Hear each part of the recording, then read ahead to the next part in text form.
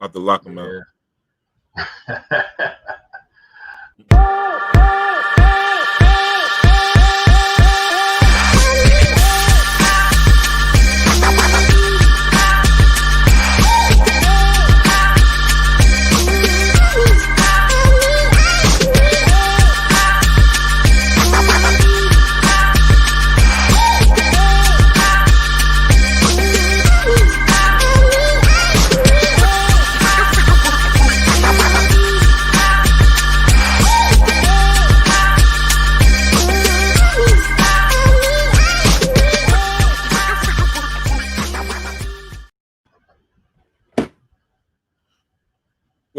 Welcome everyone to our first episode of Chop It Up with my four brothers here. My name is Pearson. I am the moderator of this show. And a little thing about myself, Pearson is a former pimp and player, but now I'm a child savior. Sometimes you'll get a little jokes from me in here and there. I am a father of a beautiful, handsome son who happens to have special needs. I work in child services for over 21 years. And as we go, you get to know a little bit more about myself. I'm very transparent about my life and everything. So I'd like to pass it over to my brother, Derik. Derik, tell the people about yourself. All right, y'all. Derik, I'm the other D. All right. Happily married, middle-aged man. Father of three. And, just living life, man. Trying to make a living. The most revolutionary thing you can do is be married with children in today's date. So I try to keep that going. I actually work with special needs adults. Been doing that for 2 years. This passion has become a passion of mine. All right. I think I'll always be doing that moving forward. And that's it, man. And I'm just living life, man. Loving it. All right, passing it to my man Rodney. What's going on, brother? What's up, man? How y'all doing? Rodney Mitchell. Thanks, Derik, for that beautiful introduction. I appreciate that. My name is Rodney Mitchell. Basically, I am a formerly divorced black male and a presently remarried black male with 6 amazing kids. I'm retired from NYPD as a sergeant, and I have a bunch of life experience that I can share with a lot of people, and hopefully I can help people out with a lot of the experience that I've experienced during life. But that's pretty much it, and I'm going to pass it on to Kelvin. Kelvin, he's coming in. I think he had a little technical issues. The screen went out for a second. So hopefully Kelvin can get in here soon. And let me just give you a little background. Kelvin's coming in. So a little background. What Chop It Up? It's going to be about. It's the viewpoints of from a black man's perspective on a lot of different things. We're going to talk about a whole bunch of things from politics to current events, hot topics, stuff like that. So just be prepared. Take the journey with us. We're going to be entertaining, very fun, and sometimes be very silly and very serious at the same time. So I think we have a little technical difficulties with Kelvin. So I'm just start off with since this is dinner time, it's 7 p.m. I want to start off with a little appetizers here. So some of the hot topics that's been going on lately is one of the things recent in the news is Dr. Dre getting a divorce from his wife. If many of you don't know, Dr. Dre was in a heated divorce, and his wife was trying to get $2 million a month from him. I mean, she wanted those beats from Dre, and she wanted those from Tupac. She wanted the master everything. She wants the money from the Chronic. Word up, and she like what we're gonna say. She wasn't shooting in the gym. So, what I'm saying? She wasn't there at the time. But, I don't know a lot of ladies might get upset from what we just said there. But, $2 million, I mean, Rodney, you and I both have been divorced before. So what are your thoughts on this topic? Yo, $500,000. I mean, to me, like, I don't know. Did they say that she did well by getting $500,000 or she did poorly by getting $500,000? She's doing better than me. I'll marry Dr. Dre tomorrow with $500,000, goddammit. $500,000 a year. Do you know what you can do with that? Like, how much toothpaste and toothbrush do you need? I mean, that's ridiculous. How much hair weave and butt lifts can you have? Exactly. The thing is, he's paying out. He had a prenup on top of that, correct? Prenup. Yes, he had a prenup. What's your thoughts on prenups, Rod? I'll be totally honest with you. I believe in them. I know. I look at it like this. I know why millionaires get prenups. They got to protect all their assets, the money and everything like that. But to me, I think regular people should have prenups too, because you get hit with a divorce and you like making $40,000 a year. You lose half of that shit. You making 20 now. You back in your mama's basement, yelling from the basement stairs, "Mama, is those chicken tenders ready?" You know what I'm saying? So the bottom line is, like, I think you need a prenup too. And plus, people say, "Oh, I don't need a prenup. I don't have nothing." Well, everybody starts off with nothing, but then you start to accumulate. You might acquire a house or a 1K plan. You know what I'm saying? A lot of different assets you can acquire. Children alone. I mean, children alone. But children you're not getting out of child support. There ain't nobody. Nah. Let me ask you a question though on that alimony situation though. Like, so how do you feel? Like, say you come in, you don't make a lot of money, and your wife comes in. You know, she doesn't make a lot of money in the beginning. You know, but now later on you start to acquire. So how do you decide? How do you decipher who owns what? And I think because isn't that part of the equation, like how they figure it out? They can't say they can't be bothered with who did what. Like, you know, we know that, you know, Dre's wife ain't, you know, nobody saw her in the studio. You know what I mean? Correct. So maybe that's not the best, but I'm just talking about, since we're talking about less regular people, you know what I mean? Like, you know, how do you separate that, man? How do you come to that understanding? Well, the way they do it, they have the thing called community property, right? So community property is things that you acquired while you were married. So that's like a 50-50 thing. Like basically, people have this misconceived notion that, oh, we bought this house with the houses in my name, but you were married to this guy or this lady when you got the house. I don't know how to break the bad news to you. That's both of your houses. Because when you get to court, that's what's going to happen. Yeah. Now, in New York State, there's no alimony. There's spousal support. You know what I'm saying? And the thing is, most women choose to take the child support over spousal support because you're actually going to get the child support at a higher rate. So you want you get more because your chances you're not going to get both. And plus, spousal support is temporary. They give the spouse, whether it's the man or the woman, time to basically get another job and get back on their feet. Right. Or it's just temporary. Where alimony, that shit is permanent. Like you're gonna be getting that shit for a long time. I think the only thing that stops alimony is if she gets remarried, and I don't think that's gonna happen. Why would she stop? Yeah, I remember that because when Suge Knight was one time said he was gonna pay for anybody marrying his ex-wife, he's gonna pay for the wedding. Wow. So she has to weigh options. She has to see how much she's getting compared to if she gets remarried. Whoever she's marrying, he got to have money. You know what I mean? Nah, man. Listen, that pool boy is straight now. You know what I mean? She got her pool boy. She got her money from old man. You know, she He'll take his $7.50 an hour and put it with that 30 million. Do his part, right? Into the household, right? So real quick, I want to get back to that topic, but I want to just make sure we introduce our boy Kelvin. Kelvin, tell the people a little bit about yourself. Well, first of all, thank you, gentlemen, for having me. Unfortunately, I just got caught up with our international feed, so we was over there stuck. But I am back on prime time now. I'm Kelvin. I'm a graduate of St. John's University. Been working with youth and young adults for 30 years. Very, very excited to chop it up with these great esteemed men tonight. So thank you for having me. Kelvin, I will pay you your money for saying that nice intro about us a little later on tonight. I'll pay you nickels and dimes, actually. But I'm gonna cash app it to you right now. So Kelvin, so one of the things we were just talking about was like with this recent Dr. Dre and his divorce and stuff like that, and a little bit of people don't know about yourself, like you're a minister and you married a couple of people, and I'm sure that you probably counsel people in marriage counseling. What do you say to people if anybody, a spouse comes in and want to talk about they would think about getting a prenup beforehand? Because what is Dr. Dre's wife, she was asking for $2 million and she wound up getting $500,000 for the divorce. What are your thoughts?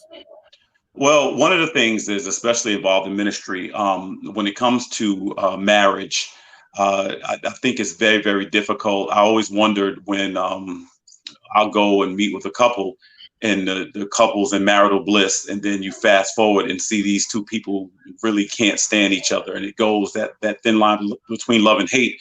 Is really, really hard to imagine how it happens. As far as a prenup is concerned, realistically, I think it depends on the people. It was something I never really believed in. I do think it's something to say about civility, that even if you can't get along in your relationship, that you could actually be fair. And I think what's happened now, I think one of the things that some prenups do, it seems to give the impression that we're banking on things not working out. And I think sometimes it puts a wedge in for people. But I do understand why people do it. I don't think anybody needs to be exploited. This idea that people need $2 million or X amount of dollars. It was, I had a big discussion once with a woman who was married, and her phrase was, well, I had his kids. And for whatever reason, to her, that meant that she had the right to take more than he did. And so I think it's unfair. It's something that I really don't necessarily agree with. I do think if you build things together, that you should, if you have to dissolve the marriage, that those should be the things that are divided up equally. So I'm a proponent for that.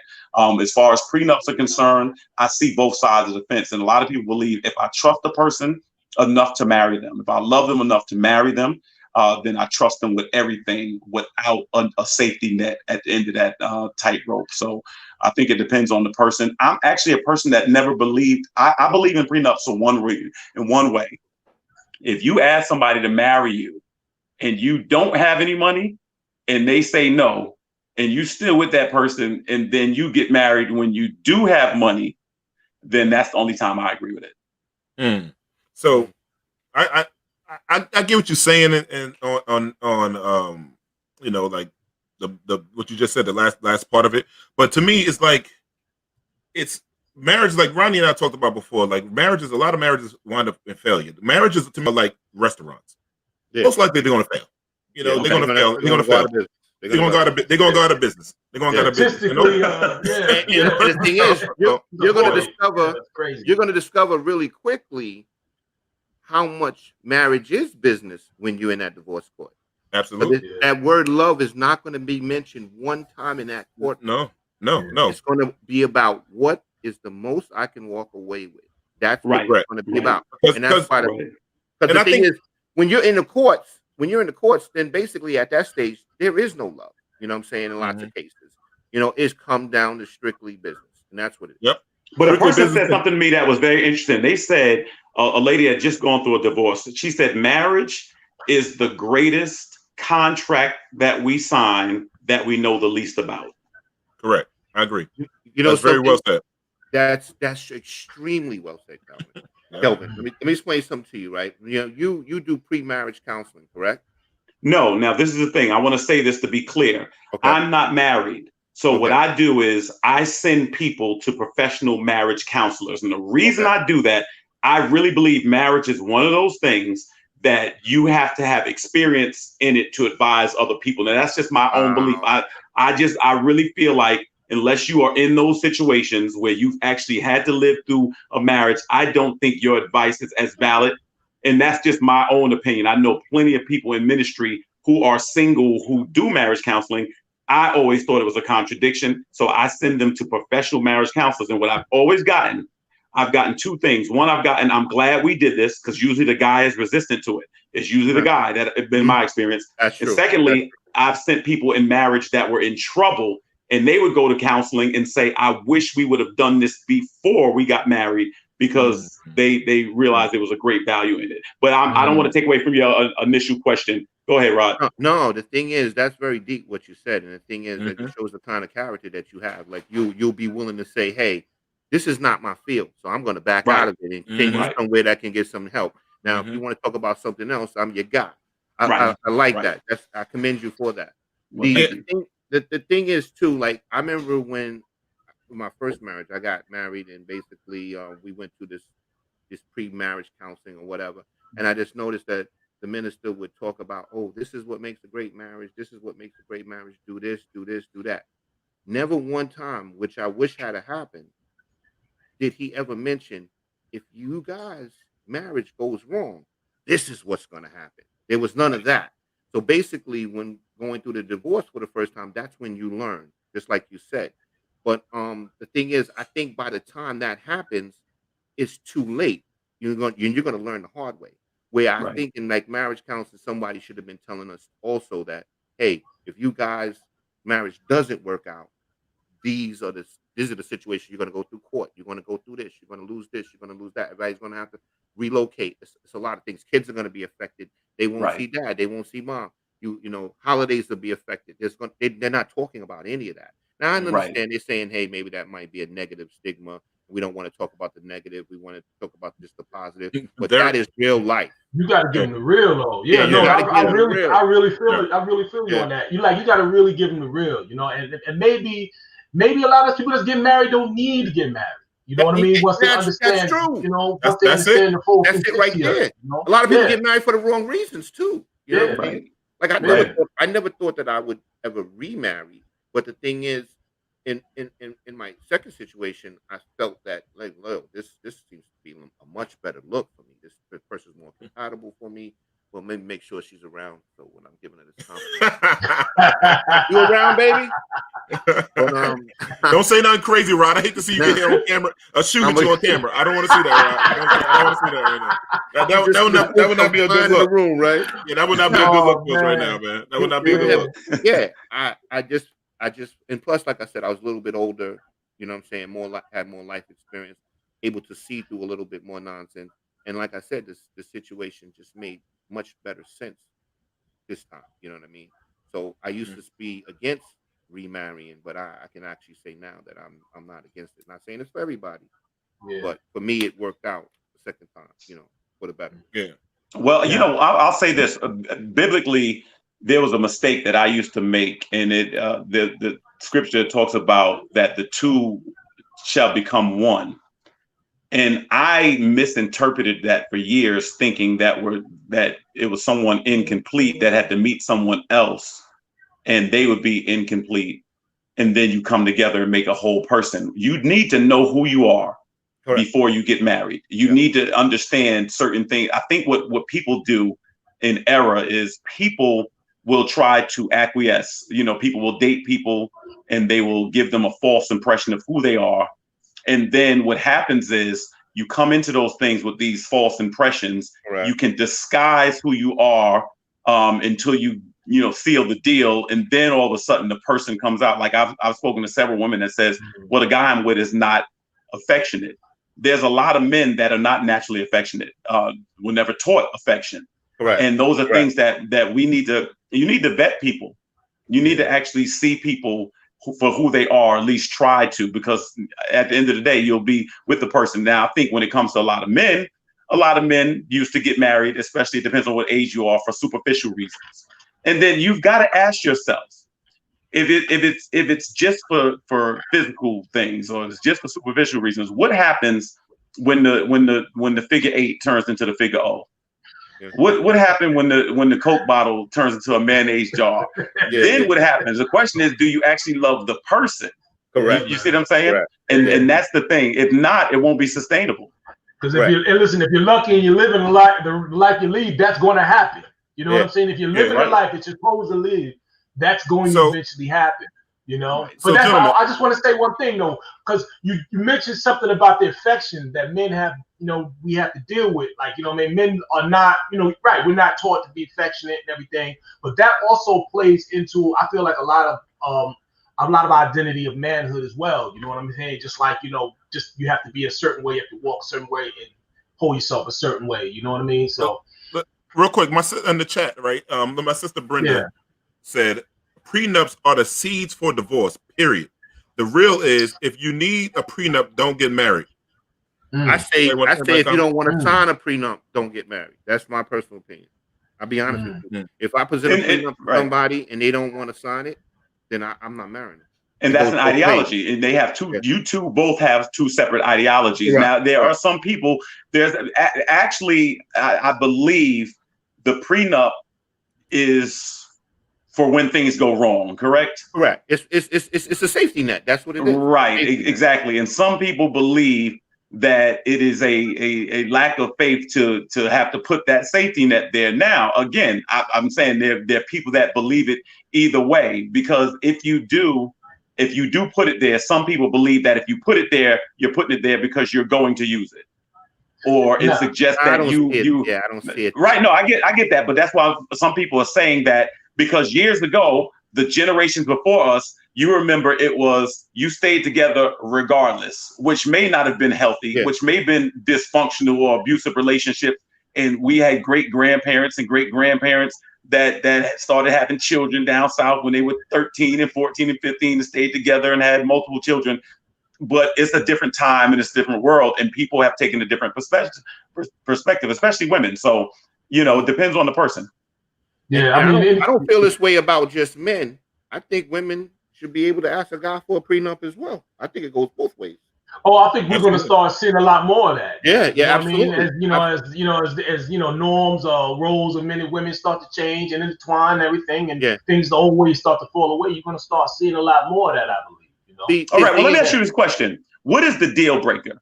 Do you all that are married or have been divorced? What do you think the deal breaker is? What is the thing that you say? This is the one thing that, because some people believe a marriage and love can survive anything.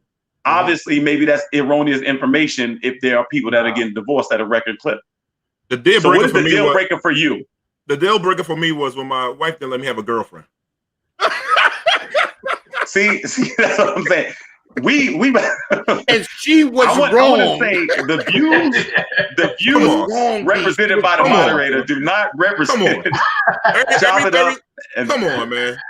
Hey, you know, man. Listen, I keep messing around with y'all. This is my first marriage. I'm still on my first marriage, man. I don't know how this gonna work, man. Yo, you're gonna be back in your mama's basement with those chickens. Now, what I'm finding is a generation of young people who no longer believe in the concept of marriage, and that's what I hear a lot across the board. And that was kind of surprising to me. But there's a lot of people that don't believe in it anymore, and it's almost like it was a negative depiction. A few nights ago, I was talking to some young people, and they were like, we were fed the lie of that happily ever after. And so it was really, really interesting to see that you have a generation coming up where a lot of people don't believe in the marriage conceptually like we were taught. And so I think that's one of the issues also, because if you don't believe in that, I think when you go into it, you may go into it more as a business proposition and less with love. And I think love is a key ingredient. I mean, I don't think we should discount it. Yeah. But you see what you just said, what we were taught. And that circles back to what we were talking about, the whole idea of prenup being part of the marriage counseling. You know what I'm saying? Right. Like, you have to make them understand, like if you go into it and you understand, listen, you're in love right now and everything's fine and I wish you the best. But if it doesn't work out, X, Y, Z is going to happen. These things you're going to look out for. You know what I mean? You got to start thinking. You know what I mean? Are you ready for that? You know what I mean? People don't understand the gravity of it. You know what I mean? They kind of go in, they go, oh, I'm in love. I want to go ahead and, they want the wedding, they want the pictures, and they want all of that. But then that marriage thing, man, that's a day in and day out, day in and day out. A lot of it ain't sexy. You know what I mean? It's just, you just live it. It's your lifestyle. You know what I mean? Yeah. And the lifestyle is just that. That's how you live your life. And people will grow in different directions. You know, the way you were, the space you were at one point, you start to grow out of that. Now, you're separating from the person that you were with. You know what I mean? But you got to understand, like, you're supposed to marry, you're supposed to be walking together, ideally in the same direction, pushing each other forward, walking with each other. But sometimes it doesn't work out like that. So you have to make people understand how serious that is. And maybe that needs to be part. Maybe the whole prenup conversation needs to be in there. Maybe it'll wind up with people having the actual opposite effect. Maybe people stay together longer or more. You know what I mean? Once they have to make more informed decisions. I'm all for informed decisions anyway. That's just my style. So right, that makes sense. And I also want to tell people that's listening, like hit the like button on YouTube and Facebook, but also we eventually would love to have women in this chat too. Like I'm trying to follow the chat. I got my phone. People texting me at the same time, and I'm looking at the chat, so it's kind of hard. But we want to get the women's perspective on this. We just, like we said before, we get it from 4 brothers' perspectives. Sometimes you don't get 4 brothers in the room to talk about stuff like this. So we want to give women a little insight on how we view things too, because then they say men are from Mars and women are from Venus. So I just want to make sure we people understand it. I'm trying to follow the chat and at the same time. A lot being said here. Yeah, I just saw one of the comments that I kind of agreed with. I think the person was Keisha, but the thing is, she said a lot of people get married for the wrong reasons. Yeah, and I noticed that that's the problem too. And I also noticed too that society pressures women to get married. They have to get married, like they have to have children. You know what I'm saying? And the reality of it is, I feel sometimes that stokes the issue of going into the marriage for the wrong reasons. I also think that in this day and time, like young people, like you shouldn't be getting married in your 20s because you're too much about yourself. point. You haven't developed yet. Your mindset. 25. Your mind. Correct. 25. Your mind hasn't developed yet. You're still trying to figure out yourself. Like I always tell people, my 20s was my mistake years. It was figuring out shit. Dumb stuff. You know, all the crazy stuff. Think about we was talking about earlier. How much drinking we did, and all kind of dumb, crazy stuff in relationships. You don't even know yourself yet to involve yourself with someone else in their drama, in their troubles. We haven't dealt with our own trauma from our childhood yet. And, you know, why are we bringing people in there at 20? If I could do it all over again, I swear to God, I'll tell anybody, I won't get married until I'm in my 40s. I wouldn't have kids. I would say do none of that stuff. Late 30s, early 40s. And listen, and the whole thing with black women thinking they biological clock thinking. My grandmother had my uncle like at 47. Like black women age a little. Your whole system age a little different. You know what I'm saying? You know what I'm saying? You don't be chasing around the little ass kids, man. When you're in your mid 40s, man. Trust me, my son is killing me now, man. That's what I'm trying to tell you. But y'all gotta admit, it's nothing like partying in your 20s. Oh, absolutely. But you know what? Let me say this, Dean. I'm gonna be honest with you. You know what I think one of the big issues is right now. Whoa. I think one of the big issues. Oh, you too, right. Whoa. I think we have to address this.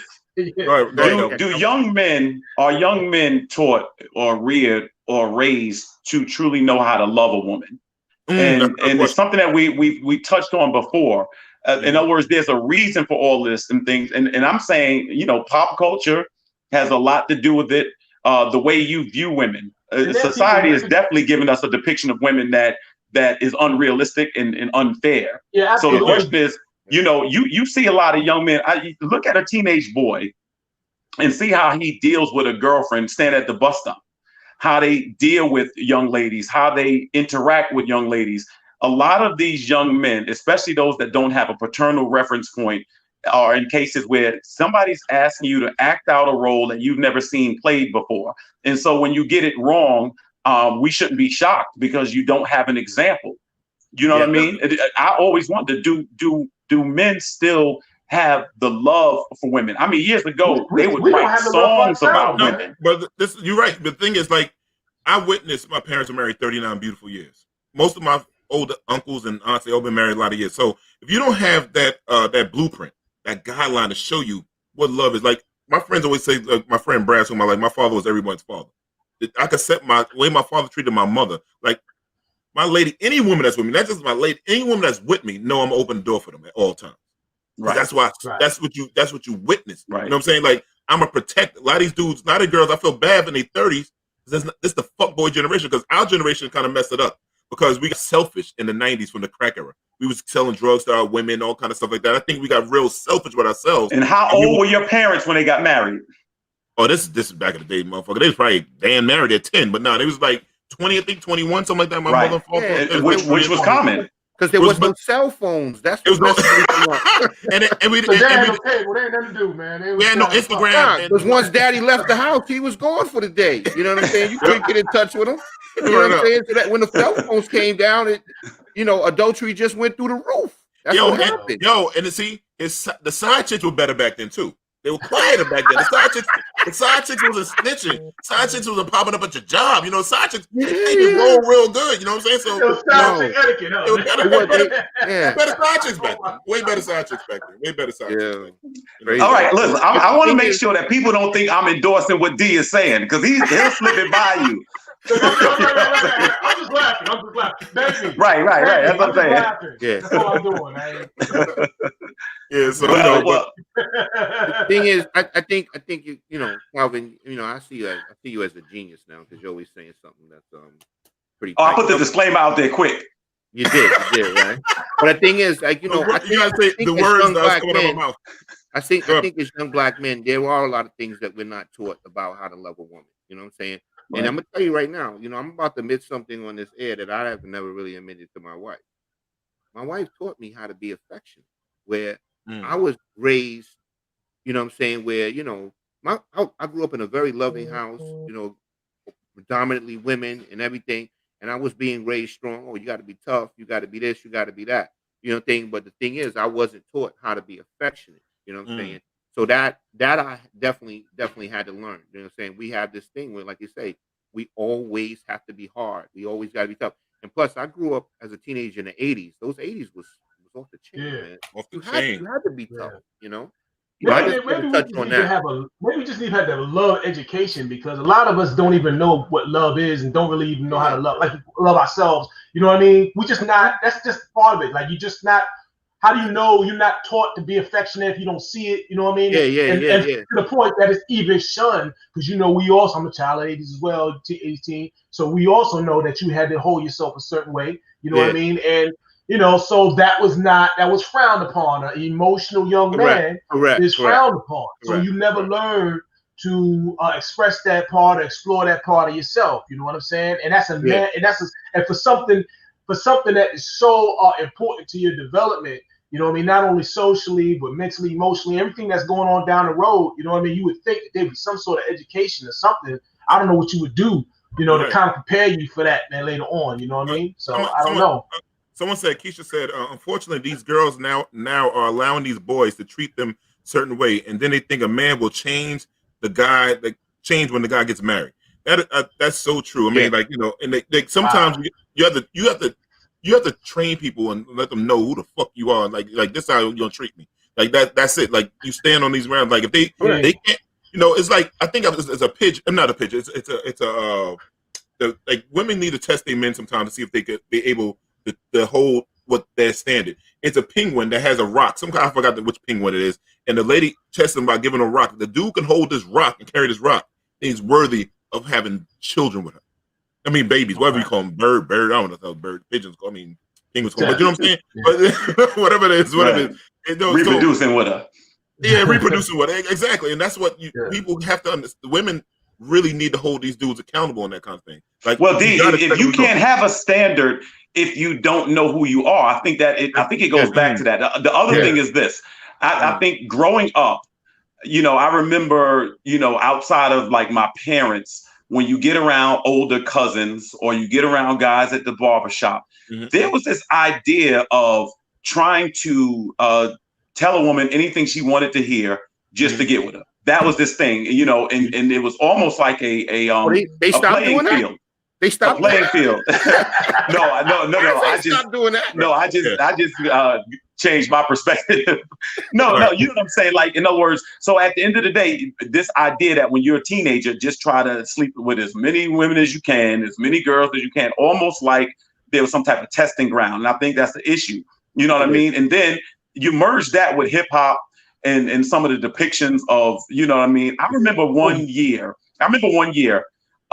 Snoop came to the MTV Awards with two women on leashes. Do you remember that? Anybody remember that?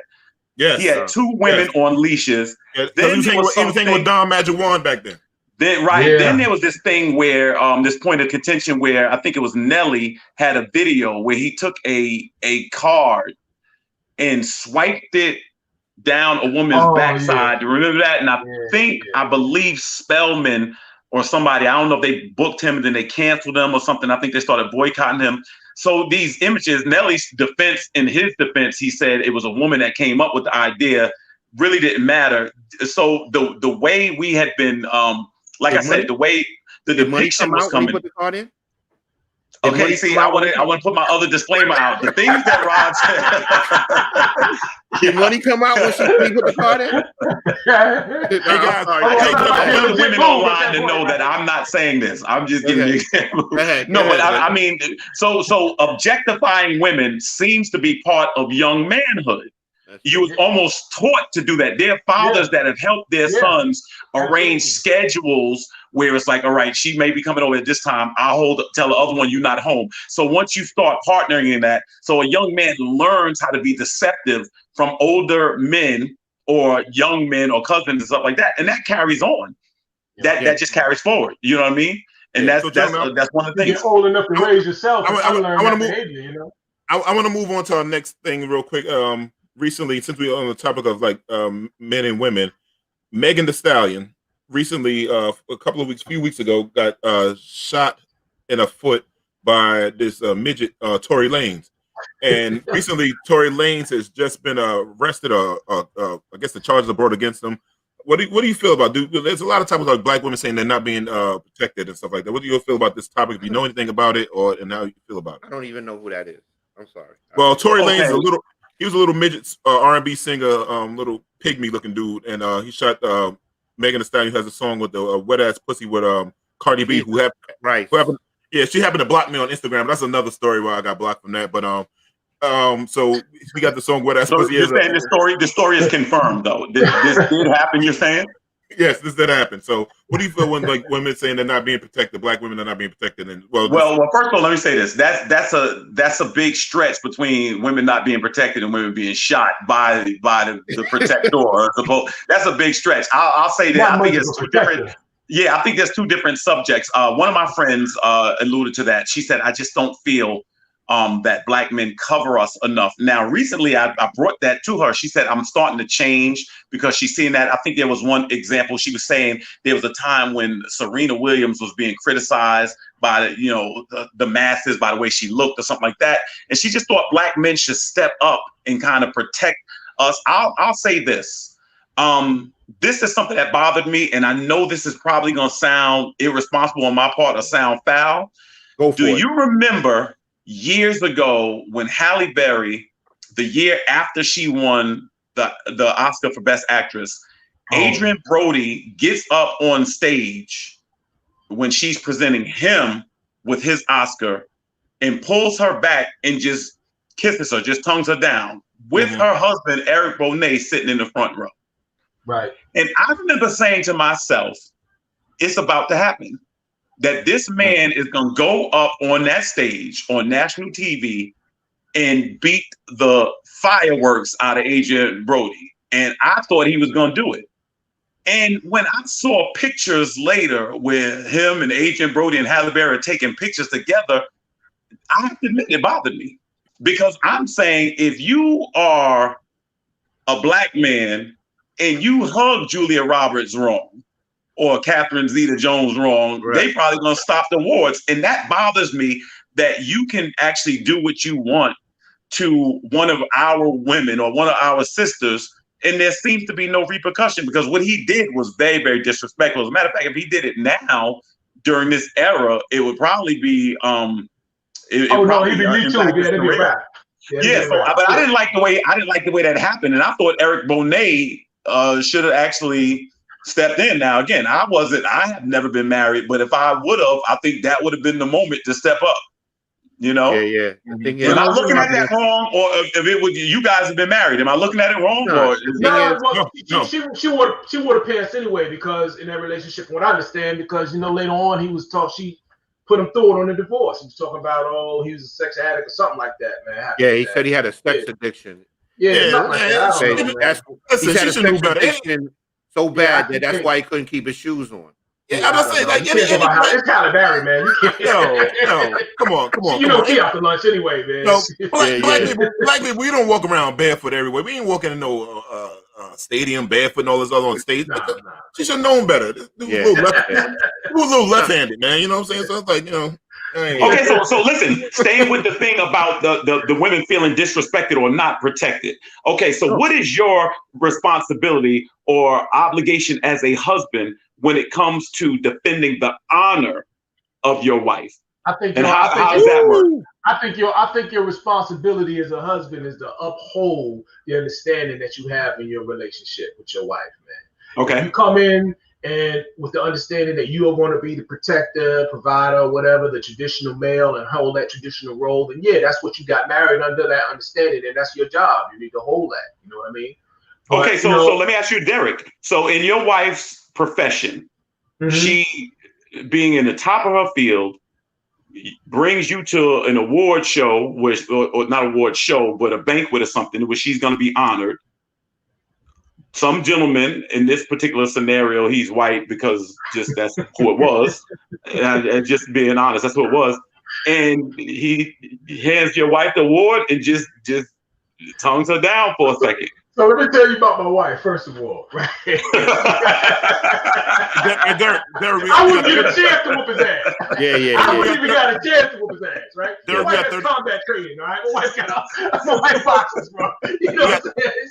There we got 20 seconds. You try to defend him. Listen, this whole adage, so you see me in the fight with a bear, help the bear. Yeah, right, you know what I'm saying? Right. Help him. You know what I mean? Hey guys, we got to go to commercial right here. We're going to wrap it up. So we're going to give us 1 minute. We'll be back with more of Chop It Up.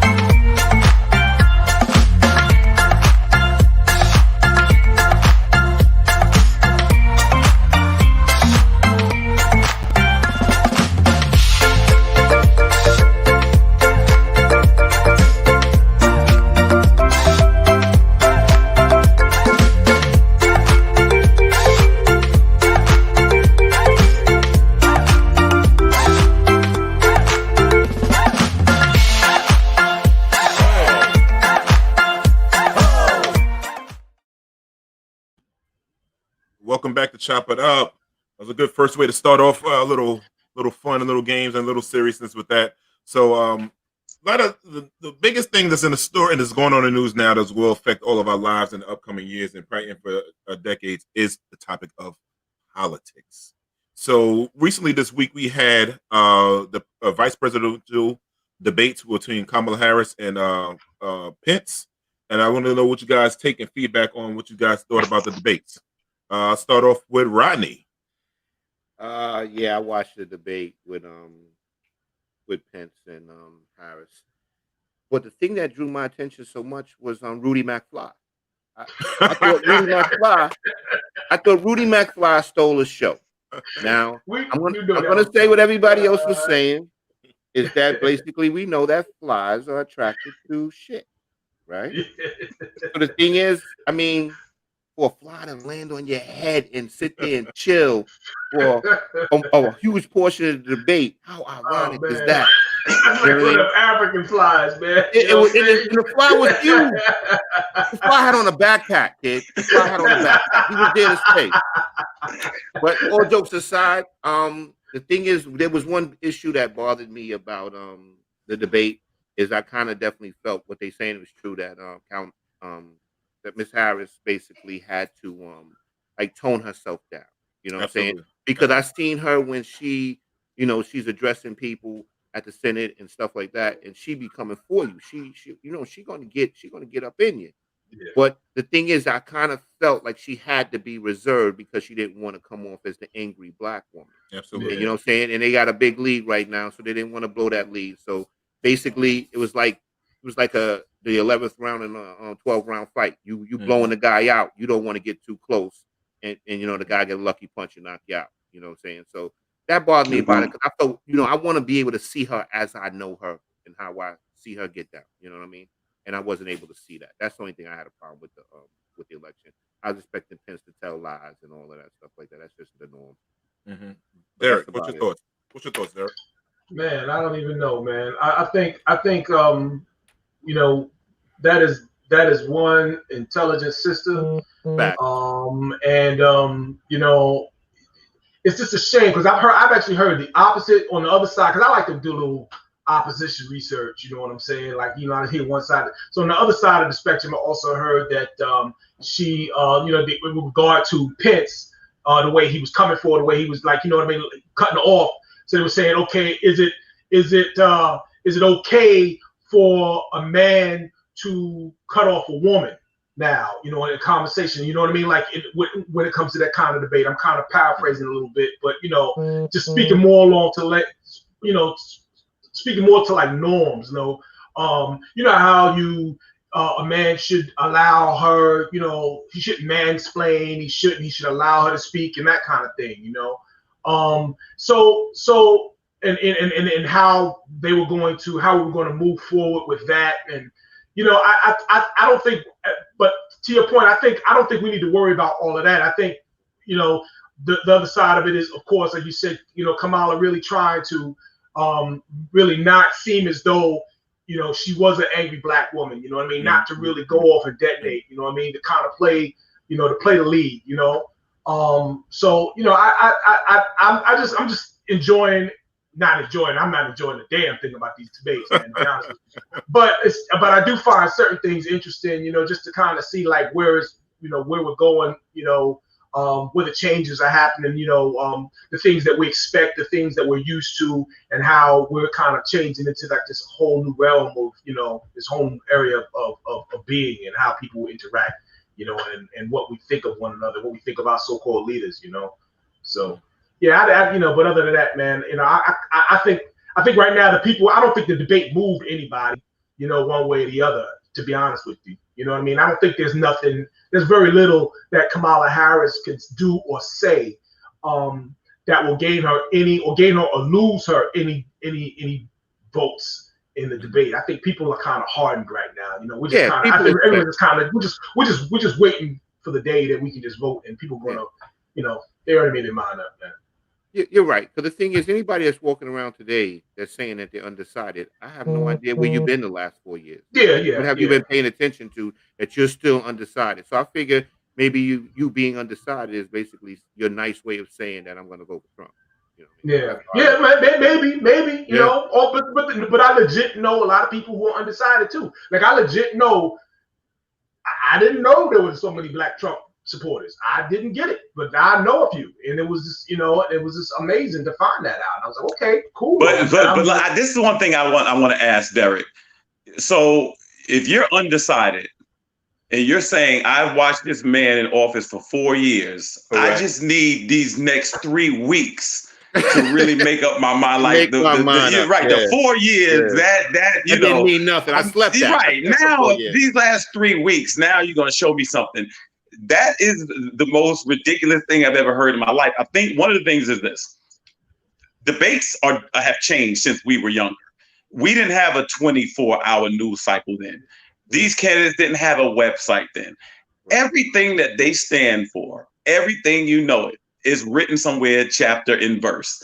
So if it's a decision about popularity or stability or who can outclass who, I thought Pence did exactly what he was going to do. If you remember when Pence debated Kane years ago in 2016, Pence lays on the ropes, and then Pence is going to let you charge him, and he's going to pivot, and he's going to change.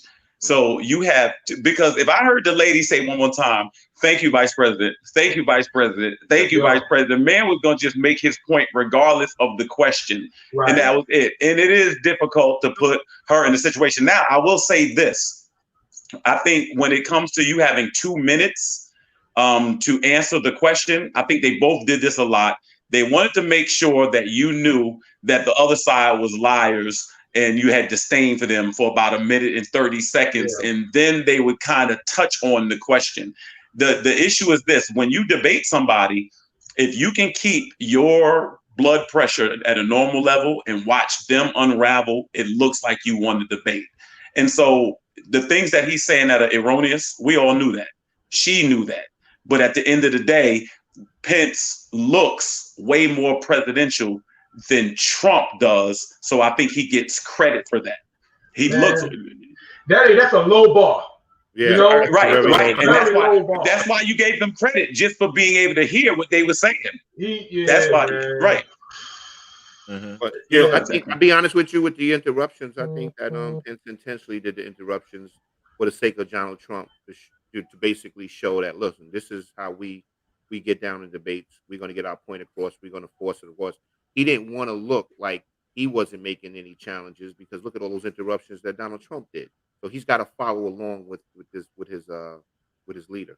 Well, you know, this is stealing rounds. You remember when you'd watch boxing and a dude would start shuffling his feet, and then he wind his arm and he'd do all that stuff like that. Because if you have nothing left, you try to get some style points, right? You try to show the judges something that, you know what I mean? And I think that's what it is. Some of it is style. Right. Because Kamala Harris one time says, you know, to me, when Donald Trump was saying something, it was a lie. And Pence was like, we've always told the truth. Like right there, I mean, you honestly cannot believe in your heart that this man tells the truth. Nothing about, you know, this administration suggests truth. They're the ones that came up with the phrase alternate facts. Alternate facts. They came up with that. Kellyanne Conway. Yeah. Right. Exactly. Yeah. So the bar is so low in the debate. It's kind of hard to call them debates, man. I'm telling you, right? Kind of like, you know, it's just kind of hard, man. You know? With that, you know, with that said, like, let's look at today, guys. We saw that President 45 had basically 2,000 people meet on the lawn in the White House today. What are your thoughts? And I saw a lot of I don't want to call them a bad word.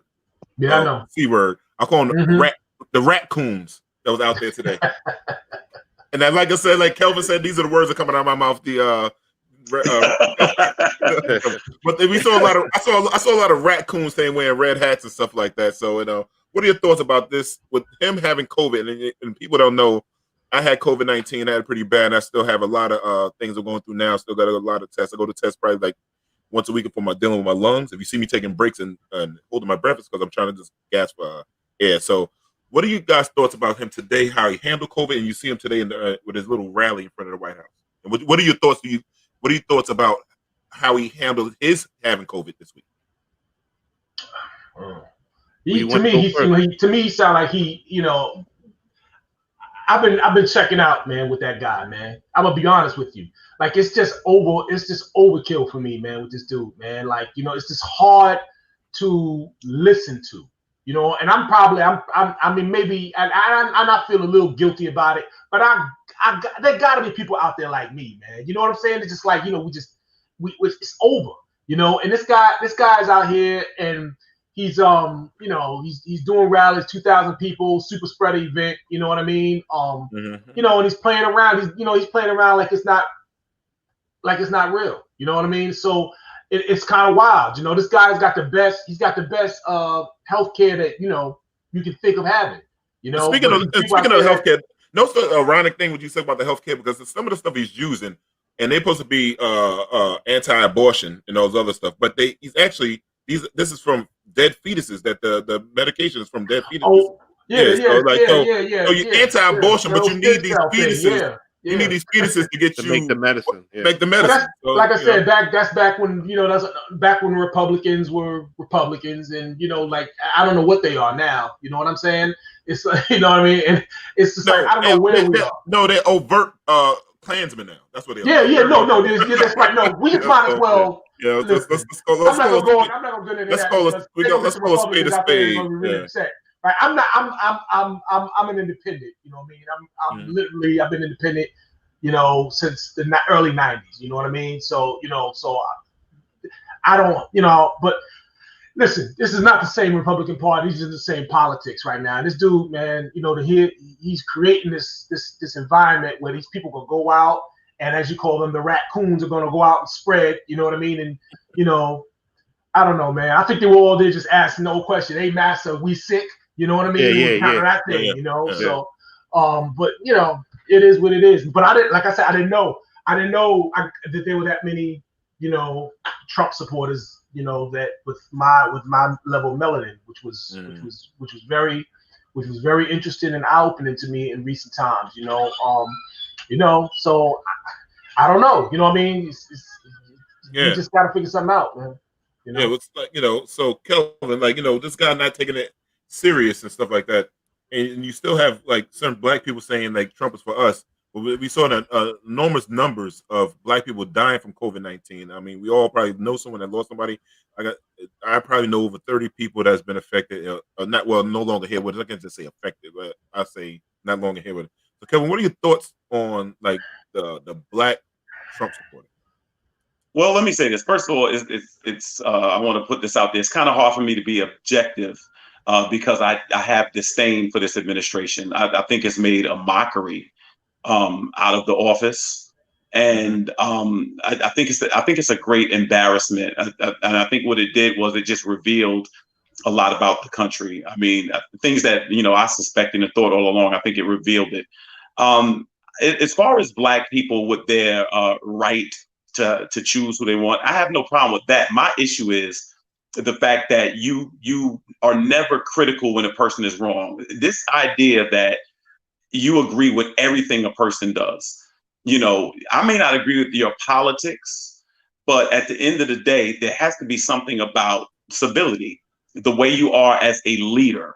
We don't agree. I mean, people didn't agree with Obama about everything. There's some things he did that I love. There's some things he did that I wasn't in favor with. But what I love, the fact that he always had decorum. I was very, very proud to see him in office and the way he conducted himself. That made me very, very proud, because if Trump was black and the first black president and conducted himself like that, I would have been embarrassed. And so the people that are black people who support Trump, if you support Trump because you think that's where your interest lies, I have no problem with that. If that's where your interest lies, my issue is the fact that you never hold his feet to the fire about anything. You cannot justify the actions of somebody being wrong. And at the end of the day, there's a lot of things that he's been wrong about. There's a lot of things that he spewed a lot of false information. And for you to stand behind that, that's my issue with it. When it comes to politics, everybody has an opinion. Everybody, you know, people generally vote what their interest is. So I think what I'd like to say is this. If I were a multimillionaire and it gave me tax cuts but it hurt 90% of Black people that look like me, I would rather sacrifice the tax cuts so my people would be better off. I think there's always been this issue in our community where you've had certain people that have been too selfish to look at the masses, too selfish to care about us collectively. And I think more than anybody, we need solidarity amongst ourselves. That's the thing. So people that back him, they have a right to do it. But I think if you do it and he's putting down your people, if he has been derogatory about your people, if he is fanned the flames of racism or racial ideology and you support that, that's my issue. And I think that's what a lot of people have done. I think like Kanye West, you know, to go to that White House or that Oval Office and sit there with that hat on and hugging this man. And I never heard Kanye West talk about his own father. And you in this office talking about this man is like a dad to me or something like that. That looks, you know, I had a father until he passed away in 2013. It was very, he made a point to make sure that one day I could stand up on my own as a man, even if I had to stand by myself. And when I see that pandering to someone else, especially not in our community, that really bothered me. That's very deep. Like, so in this week, we not even this week, just couple of days ago, actually, right? We seen these white supremacists want to basically kidnap and kill the governor of Michigan. Now, the funny thing to me with these pro Blue Lives Matter, one thing, Blue Lives are not a person that's a choice. Because I could dance your work for sanitation, then I'm Green Lives Matter, I'm walking around Green Lives Matter. So they wanted to go and they loved the police so bad. Think about it, they were going to try to kill the police. And Ryan, you can speak on this because you're former NYPD police. The governor, mayor, and political figures have a detail. So to get to her, they would have had to murder blue lives to get to her. Right? Am I correct, Rodney? You're absolutely correct. Basically, usually when in politics in that city or state, usually the people that do the security are police officers. So basically, you're 100% right. If they were going to basically kidnap her or attack her, they're going to have no choice but to injure or hurt police officers who are protecting them. That's just the thing. But the thing is, too, you notice that this homegrown terrorism is growing like crazy since Trump. It's never left. Because think about that. No, I'm just saying it's growing. I know. Started. Yeah, they've been terrorizing us forever. And I think some white people forget that we're American citizens. When you had the KKK and domestic terrorism, always been there, and it's always going to be in part of But yeah, Blue right. The Blue Lives Matter is a job, and Black lives. It's a race of people. It's a totally different thing. But that's just people just trying to change the narrative. You know what I'm saying? They're just trying to get you off of Black people just trying to stand up for their rights or fighting for equality and shit like that. It's just something just to get people talking in a different direction. That's what it is. That's all. So is this the worst that you've ever seen it in your life as far as when racial divide? Yeah, this is the worst I've ever seen. I've never seen anything like this. Yeah, and Rodney, your wife just recently retired during this rough time of all the protests going on inside here in New York City. So and you're seeing it firsthand because you've once had to deal with those. You've been through the Eric Garnett days, and you've been on the job for 20-something years. I mean, we can go down a list of how many things I've seen. How many things you've seen, especially dealing with racism in New York City, and your wife recently in this current time dealing with all that's going on. So it's ironic and crazy that these white militia guys will always lie with the police department. You have all these and Trump's with the police department, but these people want to kill because he emboldened them to want to kill this governor basically because he put the battery in their back and said, "Correct, hey, go get him." Right. Correct, because she wouldn't open up. Because she wouldn't open up a state. Correct. Right. Yeah. Well, let me say this. And we can't forget we're talking about the president that's doing this. Yeah, I know. I tell you one thing. D's known me for a long time, and I speak the truth. To the best of my ability. That's crazy. You have police unions endorsing Donald Trump. Police unions endorsing Donald Trump. All right. So now, I don't know how you guys see it, but I also see Donald Trump as a criminal because Definitely broken some laws, done things that's illegal. You know what I'm saying? So the thing is, for law enforcement to back someone that's basically a criminal, are you making a statement that it's okay for a white man in power to break the law? It's okay. You know, because I know one thing, when he was telling everybody not to show up to the Congress with those subpoenas. You know what I'm saying? They weren't doing it. That's breaking the law. Let me not show up for the subpoena and see what happens to me. There's going to be consequences and repercussions for that. You know what I'm saying? So I was very disgusted when I saw that, when I saw the police unions endorsing Donald Trump, because basically it kind of sends a message to me: you can only recognize criminals unless they're black or brown. You know, you can't recognize them if they're in a suit or if they're white. And these police departments, a lot of them are mad because we got Joe Biden talking about, you know, and Kamala Harris want to tack on the stop this violence. And there's two things white people understand, especially when in white officers. The only thing they understand is money loss and blood loss, right? So if you start taking, it's like, why should I, as a taxpayer, pay for your wrong that you did to someone look like me? You got to stop. They got to stop this with attacking. They have to attack these pensions, and that's the way you stop some of that ignorant shit going on inside those police departments. Yeah, you know, so that's why my thoughts. But I think Go ahead, I think all this is the byproduct to you know, the seeds that have been planted in the foundation of this country. You know, I had a chance to talk to a young lady who was 18 years old. She was Italian, and you know, I love the discussion of race.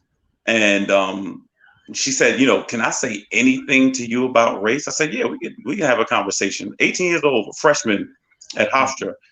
She said, my father told me I'd rather you be gay than be with somebody black. Okay. Wow. And you know, it's interesting because when I tell white people that, they're like, no, she said that. And I'm like, yeah, because you feel that way too. You just shocked that she said it. And I'm being tongue in cheek with that. I know everybody doesn't feel that way. So I started it gave me an idea. So I got a white male, black male, an Asian male, and a Spanish male together.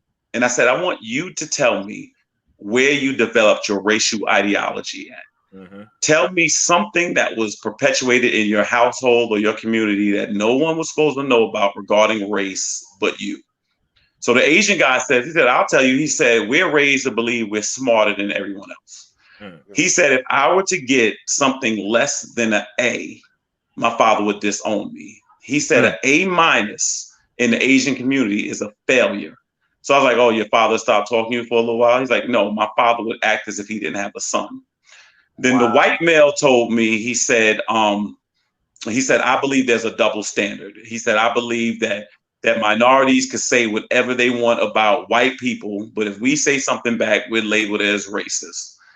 Then the Spanish gentleman said, you know, I came here undocumented, so you know, I just wanted to fly under the radar. And it was this thing like, you know, you don't want to attach yourself to other black or brown people because then you'll suffer the same fate that they had. And what I said was, when I was a kid, my parents used to tell me all the cliches that your black parents would tell you, that you got to work twice as hard to get half as far. And, you know, you got to outwork your white counterpart just to have a chance to even compete with them and things like that. So I started just trying to really find out where people were at. So this white woman asked me, she said, I never heard the term white privilege until I became an adult. She said, so I want you as a black man to tell me, what is it like being a black man in the United States of America? I said, imagine playing in a sports league where every game you play is on the road, that you have no home field advantage. And you get the impression that you could win sometimes, but no one is rooting for you to win, that you're always up against, you know, opposition. I said, that's what it's like to me being black in this country. That's deep. That's deep. That's ain't bad. So since you're saying, like, since you made a little kind of a segue into sports and COVID-19, so we recently we had the NBA did.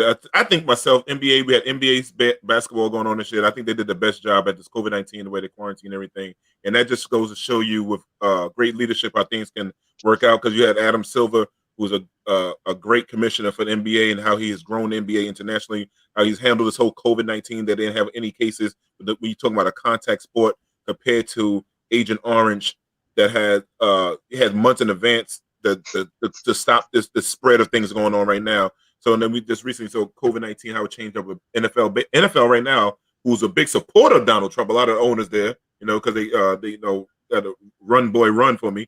That we starting to see the numbers spike up in the NFL, and baseball did pretty good job, not a bad job at all. They now went to a system where they have these I guess satellite sites where everybody they play in these last few games of the playoffs at. So what are your thoughts about how sports handled it and what you're seeing so far in the COVID-19 and how do you guys feel about sports? I know, ladies, you can chime in because I know a lot of y'all watch NBA. You like to see the boys in the shorts and all that stuff. So don't act like a stranger when it comes down there. You like seeing the guys in tight little football pants and stuff like that. So let's play fantasy. So what's your thoughts, guys? Well, D, let me say this. First of all, every team I root for is a bunch of scrubs. That's what I want to say, first of all. So I just be real. I'm a Jets fan. The Knicks are scrubs. I mean, it's just like I'm sick of it. Even my Yankees got beat yesterday. So it's a lot. I'll say this. I think, obviously the times are unprecedented. I have to admit, I was one of the people that wanted the league to go back in a bubble for this reason. I wanted them to go, especially the NBA, because there's a lot of people that are employed by the league. And I know that the collective bargaining agreement, the owners are billionaires. And I heard someone say this. I can't remember which player said it. Excuse me, I'm sorry, it was a journalist. And what she was saying was 85% of NBA players live check to check. Mm-hmm. Now, again, that was Elle Duncan from ESPN that said that. Now, whether that's true or not, I don't know. That's what she reported, that 85% of NBA players are living paycheck to paycheck. I thought it was important. That came from a player from the Portland Trailblazers said that. I think he. Okay, so maybe she's reporting on what she said. Everybody in the league doesn't have $1 million contracts either. No, you say predominantly most of the people in the league are making less than $1 million, right? Yeah. Well, the NBA is guaranteed. So the NBA, I think the minimum NBA, I think, is maybe $850,000. The last person on the bench, I think they're in that range. Mm-hmm. Either way, you definitely still shouldn't be paycheck to paycheck. Yeah, I agree. Now, the NFL is different. The NFL leaving out is that, I mean, these guys spend a lot of money, right? So they have these huge lifestyles that they're trying to support. So I can kind of see some people. Yeah, because I have been in the strip club with them. So I mean, I know what they spend, and I try to catch the ones. I wasn't with you, D. Allegedly. You weren't on the pole, brother. You got on the pole. D was investigating. He's doing some investigative reporting. I was doing research. Right. Yeah. Right. Well, I thought, right now I'm really in favor of anything that jumpstarts the economy. Like, I want to see people, restaurants, movie theaters. I just hope people, because I think we all need each other to have this thing work the right way. And so I wanted to see them. Secondly, I wanted to see them. Somebody made a point to say that it gave them a voice and a platform, whereas if they didn't, you wouldn't have the same platform. The Black Lives Matter being written on the court, it still kept it in people's faces. They're taking it off now, right? I think that'll be it for this year. NFL, the first game of the season, they sung the Black national anthem, I believe, instead of the current national anthem that we have.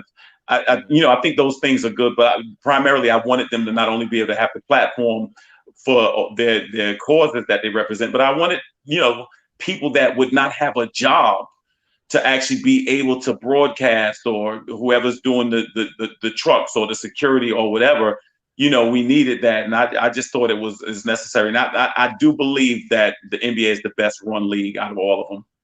Mm-hmm. Okay. I think somebody just said rookie salary is $190K. No, 890. The NBA rookie salary is $189. No, $890K. I'm sorry. Oh, okay, got you. Be small. Thanks, man, for that, brother. Yeah, that's my man. That's my man, Brad. Love that brother right there. Because and people don't understand also with the NBA contracts. Remember, the first round people are the ones with the big contracts. Second round players don't get that kind of money.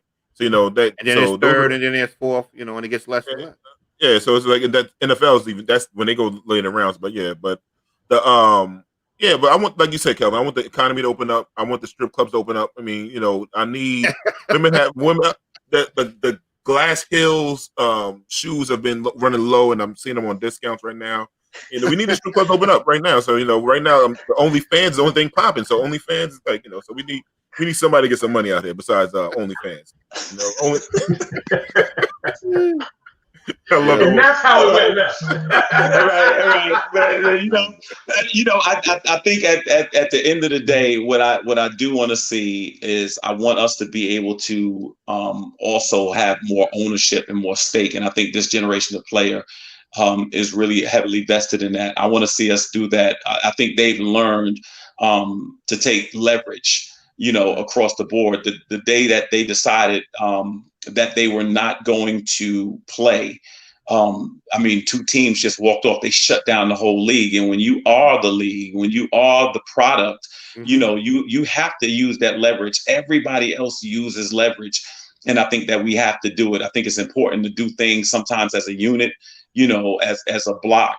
And realistically, one of my friends always told me, as a matter of fact, two of my friends, two Black women who are very in prominent positions, they told me, it's like, whenever you have a chance to make room for one of us at the table, you need to do it.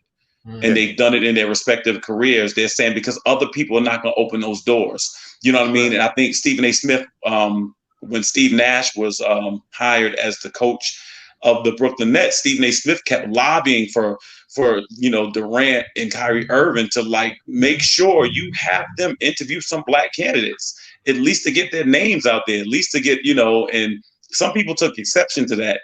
But, we don't have advocacy. We really don't have that person to just step up for us. And I always thought about this. Years ago, traditionally, they used Black men in particular in this country for labor. So then when other groups came to this country and would do labor cheaper, realistically, what did they need us for? Outside of sports and entertainment, where are your Black millionaires at? You got realistically, I always said, if there was a white man that could do what LeBron would do, LeBron wouldn't have a job. You got a point. Because we don't have ownership of the teams. So it's like people give us opportunity a lot of times that they have no choice. Yeah, listen. If Chinese people start learning how to cut black hair, black barbershops is out of business. Done. I always thought that. I'll be honest with you. Dominicans are doing that already. They're out of business. The black barbershops, our former barber. Well, Kelvin, your former barber, he come in anytime you want. Okay, D, you ain't have to. D gonna get me boycotted, kicked out the barbershop. But go ahead. Yeah, that's something that we talk about with our own culpability. I'm a small business owner now for the last 5 years, and one thing that is important to me is to make sure that we have a level of quality and professionalism. That's just how we were raised. Just you want to be that, and I actually tried to treat my people even better. I want to even raise the standard, regardless of how I'm treated in return. But I want us to do that because I think there's a way. I'm gonna make this statement that my father said was taught to him when he was in the Air Force, Vietnam veteran, 1970. My father's in the Air Force.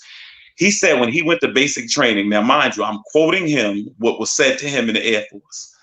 They taught him in the Air Force during that time, said that Koreans are the most dangerous people by nature on the face of the earth. That's what they told him then. And I'm sure, that's a stereotype, and I'm sure, so I'm just saying it's a quote. Mm-hmm. And they also told him that Black people are the most dangerous people to themselves on the face of the earth.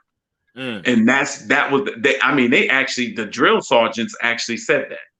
And so some people always believe that we are our own worst enemy, that we treat people ourselves worse than anybody else.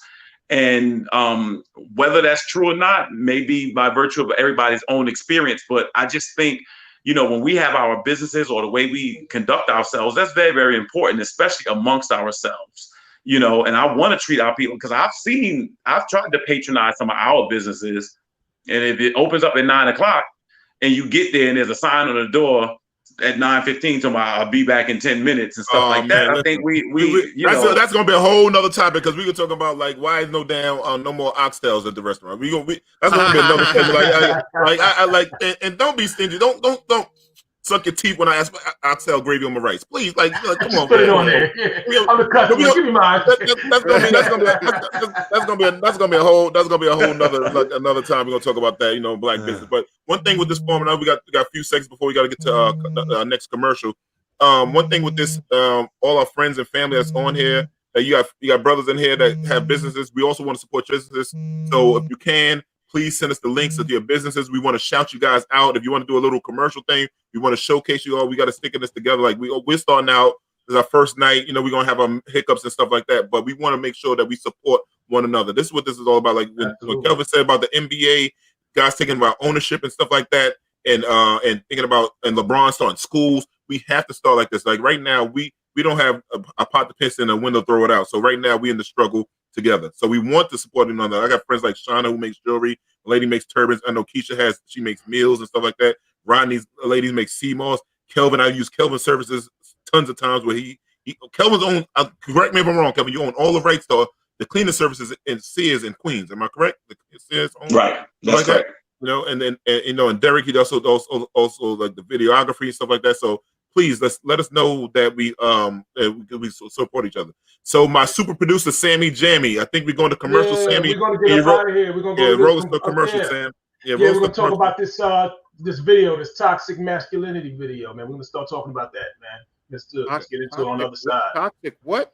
Oh man, we're gonna deal with that in a minute, brother. We're gonna talk about that, brother. So we're gonna get on that. Sammy, roll us the commercial, brother. Let's go.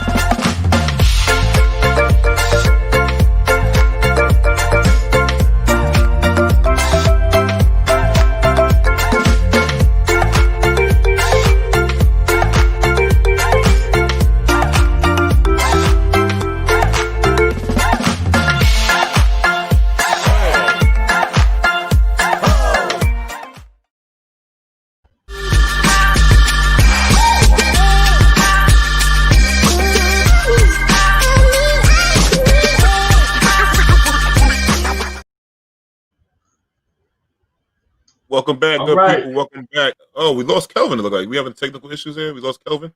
So, Derik, he's backstage. Okay, he's backstage. Okay, this commercial break been long enough for us. Hey, there go Kelvin. I didn't know if you went to the bathroom and got stuck it back there. We didn't know, brother. So we making sure you back and whatnot. So, Derik, you was talking about tax. Go ahead, Derik. It's your segment, right? Yeah, it was toxic masculinity. What is this thing that we keep hearing about, man? Toxic masculinity.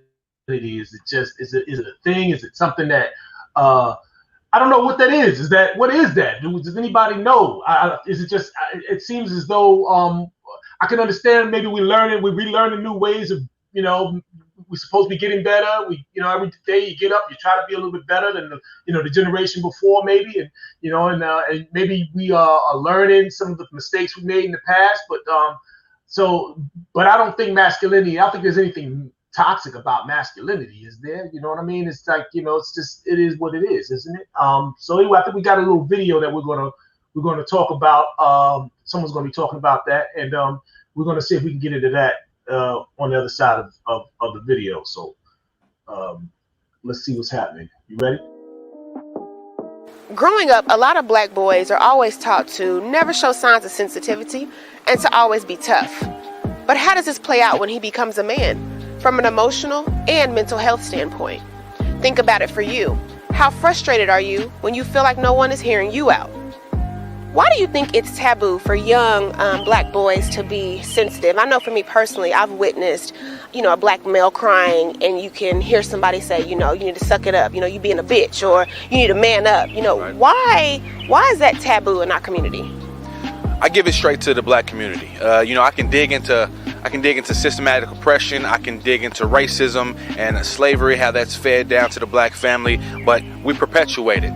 And what we've done is we've made it where the black boy can't even grow up and discover for himself what it is to be a man. So I hold it all on the black community. We perpetuate that you have to be strong, that you have to be an athlete, that you have to look a certain way and stand and walk a certain way as a black man. So until we're able to change that and switch that dialogue and stop pushing that, perpetuate that stereotype on our black kids, it's going to stay the same. Why do we have to be strong? Or not we, why do you all have to be strong all the time? Like, I know that has to get tiring. Like, why do y'all, as a black man, why do you have to be strong all the time? Yeah. Well, I mean, it's the mantra of the big black Hulk, the big black Mandingo. It's this thing that the black community holds up high. And, not to blame black women, but from my mother to my grandmother, they were very responsible for me kind of shunning those emotions and making sure that stand up straight, and I'm from a single parent household, so it was very big for my mother to impress that upon me, to make sure I'm standing up straight, that my head is always held up high, that I act like a man is supposed to. So back to the black community, they push that, they perpetuate those stigmas on us. So I guess that's the question. This is very interesting. Is toxic masculinity, is it kind of perpetuating negative perceptions and perspectives, or is it an attack on manhood itself? Let's talk about that a little bit. What do you think, Rodney? What's going on, man? What do you think about toxic masculinity, brother? Well, I mean, just from watching that video, I guess I learned what it is and what they were talking about. But I mean, I can relate. I mean, I see, from when I used to work in the police departments, just the streets. Everybody has to be hard.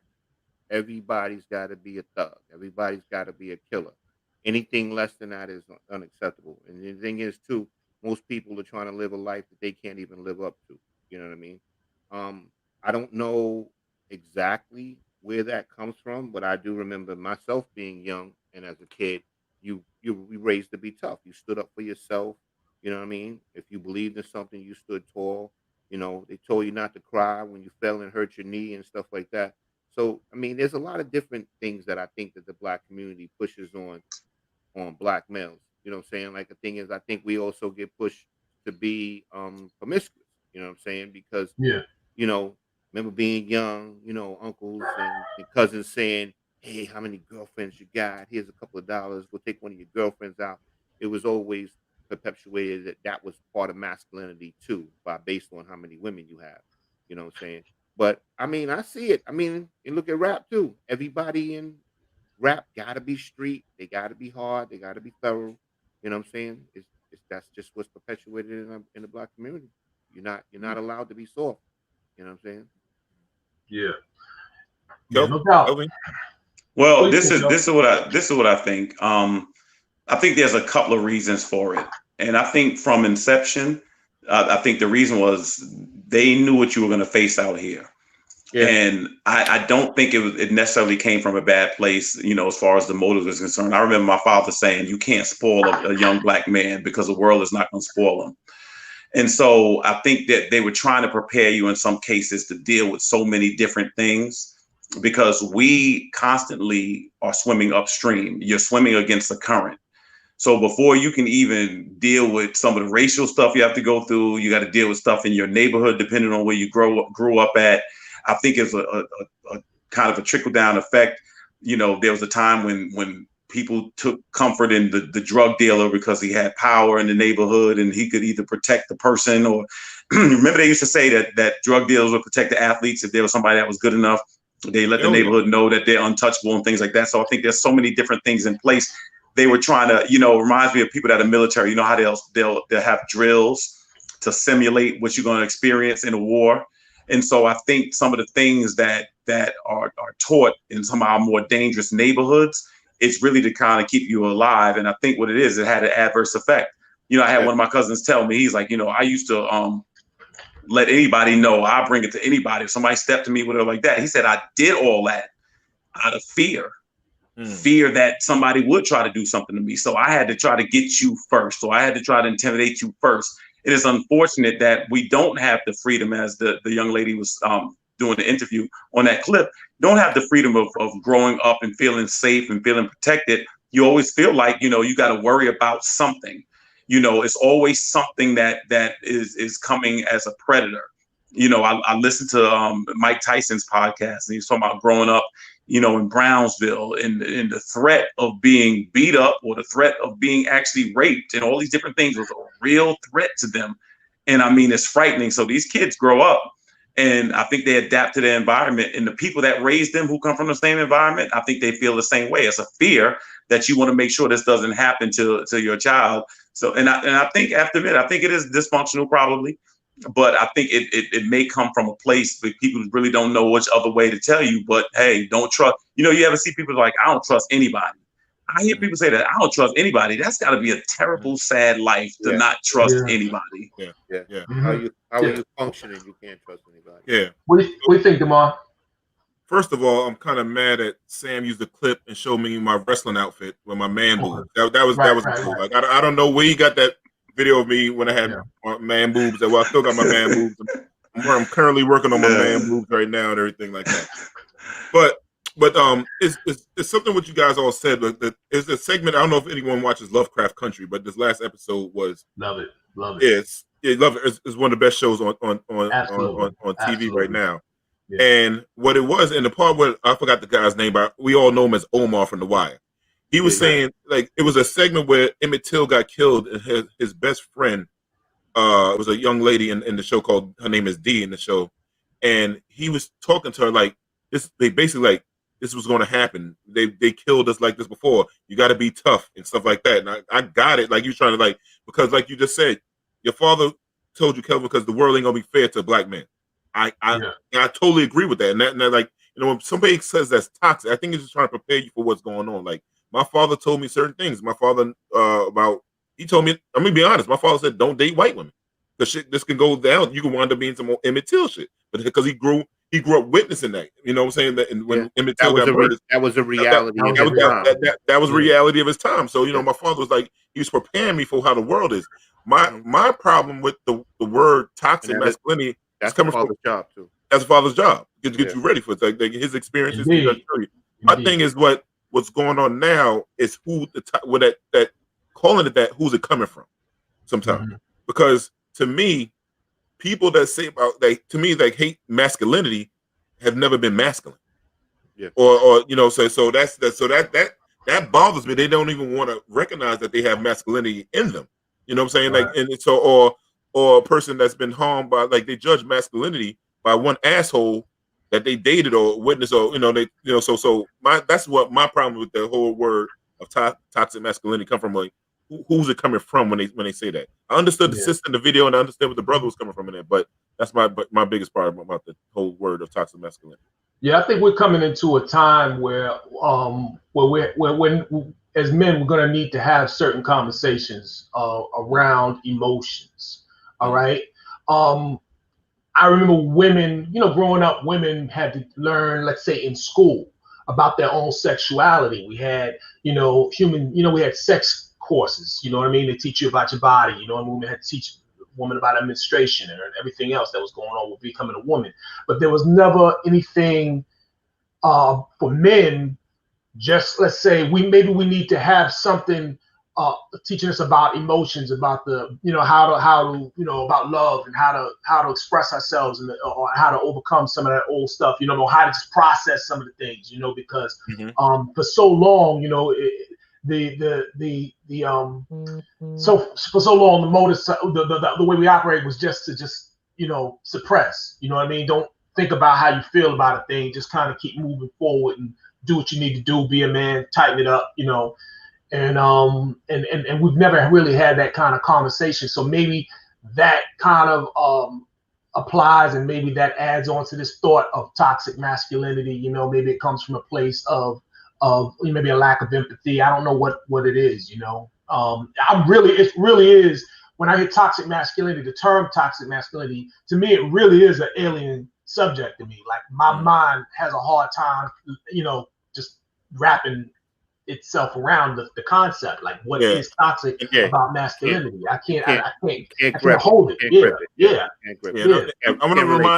I just want to remind the people that please leave comments on this section. If I know this might be new to some of you, like not never hearing about this before, but I guarantee the next segment, there's gonna be some women commenting on this one. But Kelvin, anything else you want to say about toxic? Well, this is the thing. First of all, I think we have to recognize, you know, it's almost like a play on words, because toxic masculinity, I don't think is suggesting that masculinity is toxic. It's almost like saying the term abusive relationship. It's not knocking relationships. It's saying that if you're in a relationship that's abusive, that's the problem. Toxic masculinity to me would be if you think because you're a male, that just allows you free reign to treat people any kind of way that you want to. And so if you think you can lord over people, that means you're taking your masculinity and you're being abusive with it, in my opinion. That's what it would be, you know, as far as, you know, the way you act, or the way you know, I'm the man, you're going to listen to me, that type of situation. As far as the way young men are reared, to me, all of this stems back from the generation who raises you.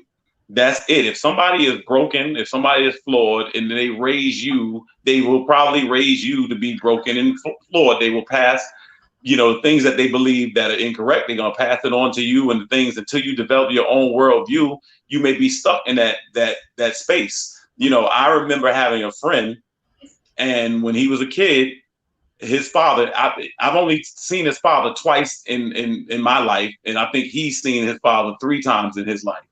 And he said he remembered when he was in 1st grade, his father said, when you go to school, make sure you get every girl in the class to give you something, money or something. Wow. And that's one of the things he can learn his father telling me. I thought that was the most ridiculous thing I ever heard in my life. And it was saying, like, basically, you need to learn how to exploit girls, or you need to be able to take advantage of women. That's what his father gave him. That's all he said. You see what I'm saying? So if you grow up like that and you start thinking that, to me, that is very toxic. Because you are a man, then you have a right to do that. Right. You know what I'm saying? But here's the thing. But is that masculinity? Is that masculine? Is that something that is wholly the realm of masculinity, abusing people, exploiting people? No, I don't think so. But I think what happens is, I think what his father was right, and I think his father was saying, you're deputized or licensed to do that because you are a male, and that's the way it should be. And if you do that, and you're taking a young man and you're telling him that, then what will happen is he'll probably grow into that person. You know, it's the same to me as a person who takes their daughter and son and treats the son and elevates the son over the little girl. See, that's the thing. When I hear all of this, to me, the way it flips in my mind is that's more about the detachment of your empathy, like, you know, how to see the other person as a person. Gotcha. And you know what I'm saying? Like, that's what I get. I don't get that necessarily, like that you are, as you say, deputized to do that as a man. It's just sort of almost like a conditioning to say, okay, I want to detach yourself from the humanity of another person. I just want to shout somebody out like that. So Curie says something. She said, black men are so conditioned to be strong or hard in the world, it makes it impossible for them to be vulnerable in relationships. I think that kind of, you know, maybe speaks to a little bit, man. Because to me, like one thing with women that have dated me over the years, and just some of my women friends, and I hear the complaints from some of the guys they date. I agree with her. Guys are scared to talk and be vulnerable. Like everyone that knows me, I cry. Right? I cry undercover boss. I cry at all kind of shit. I cry at weddings. I'm that pink dude. Don't judge me. I listen. My man Greg's wedding. I cry like a baby, man. I don't like a lot, but I like seeing people happy. But I'm willing to be vulnerable because a lot of guys don't open up and talk. Like y'all know me. I'm totally transparent. I say what's on my mind. Right. I want to know people. So I don't want nothing misconstrued. I want to what I am. So I understand when the sister's saying that, because a lot of dudes are scared of being vulnerable. Like it's okay. Like I could take down my shield sometimes. You know what I'm saying? So, but you can knock me with a couple of shots, but you don't knock me over. You know, so that I understand where this is coming from with that. You know what I'm saying? Kelvin, you about to say well, something? when you are vulnerable, to be honest with you, that's the guy that gets played a lot. Yeah, because I know that because I've been there before. You know what I'm saying? And so what some of the older men used to tell us, you know, don't be a punk, don't let nobody play you out. So you go into this thing thinking that women are out to get you in some cases. So then you put your walls of defense up, and then she grows up with sometimes women that are telling her, because there's certain things. If you have a problem with men, or you've been scorned, or you whatever, it's not good for you to impart all that into a young lady. And if you are a man and you have issues with women, you shouldn't impart that into a young man or something like that, because you could take some of your own biases that has to go into them, and it hasn't been their experience. Not every woman is going to play you out. Not every guy is a dog or these different things like that. To be honest with you, young men come into their sexual peak a lot earlier than women. And so somebody needs to address it and explain what you're feeling and all the different things like that, and understand that there has to be responsibility even in the midst of your desires and things like that. And if we don't get that stuff, you'll be unbridled. So a lot of this stuff is about not knowing. In other words, you're going into a game and you have no game plan. Yeah. And then when you lose, we want to know why. Because you weren't prepared. Yeah. Nobody ever told you. Yes, I think that a lot of women, when they see a man, you know, a little bit too vulnerable, too emotional, or whatever, I think there's women that see that man as being weak. You know what I mean? Yeah. The thing is because the thing is, like, when you're too nice, you're gonna get rolled. You're gonna get rolled on. And then when you're too hard, then you know you're that guy that's gonna be painted as a monster. To me, it's like it's got to be somewhere in the middle. You know what I'm saying? You got to be that guy that's got to stand up when it's time to stand up. And then when it's time for you to have some empathy or be sympathetic towards certain things, then you should be able to do that too. But to be that guy that's always, you know, being soft, what they used to call them back in the day, simps. Well, let me ask you this question.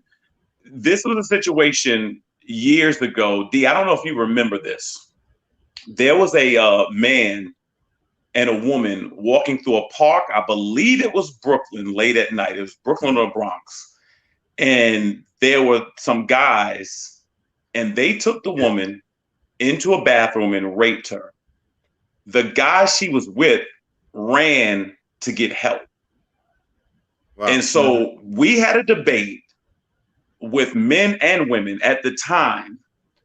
And what do you think about his actions? What he's going to use this? What is he going to use the excuse? He ran to get help. That's what he's used. That's the excuse he's going to use. That's what he said. To me, that's cowardly. I can't co-sign that. That's cowardly. That's cowardly. There's no. I mean, that's not even open for discussion. That's not even something you have to think about. Listen, you men should, like, if you're the captain of your ship, you're supposed to go down with the ship, right? Correct. So correct. If we in this relationship, I'm the captain of this joint. I'm going guns blazing, and you know, if I win, lose, or draw. I'm not running. And Rod, you know me for a long time, and I know Rod for a long. We don't back down. I don't care. It could be 3-4 dudes. I don't back down from shit. So you know. Now, what people did to counter that was they said that there's no way he could have fought 3 guys. So therefore, now I'll be with you. I'm with you too. If that's somebody I love, that's my mother, that's my sister, that's somebody, I can't leave them. Let me tell you something, Kelvin. You shouldn't stand by and watch that happen, even if you didn't know the person. No, I get that, but I wouldn't have been out there with nobody else at that time. That's what I'm saying. Like you walking down the street, I get what you're saying. Something like that happen. No, I get what you're saying. I actually agree with that. I got daughters, and excuse me for phrasing it like that. I actually agree with what you're saying. What my point is this. What I'm saying is, at that moment, whether she comes out of it or not, she could never look at you the same. No, you could never be the same. Right. You cannot. Nobody could not leave. Right. To me, you cannot leave. And I agree with D on that. You've got to be willing to die at that moment, even if it's to buy her some time, even if it's just something like that. And I always had a philosophy: when you are jumped, you got to get one person. That's it. You can't beat 10 persons. You got to get one person. You got to bite. You got to bite him. You got to bite him. One person. You can't go bite him, scratch him. You can hold an army off with one bullet. You get the right person in the right position, they'll call everybody else off. Yeah, but now is this conversation please what stop happened hitting him. He's killing me. Right, but is this masculinity what we're talking about right now? But I think Derik, yeah, masculinity. I mean, in other words, you are a male. You know, is this what? Yeah, makes but you toxic? It's part no, of it. but what I'm saying is this: I don't think that toxicity is a synonym to masculinity.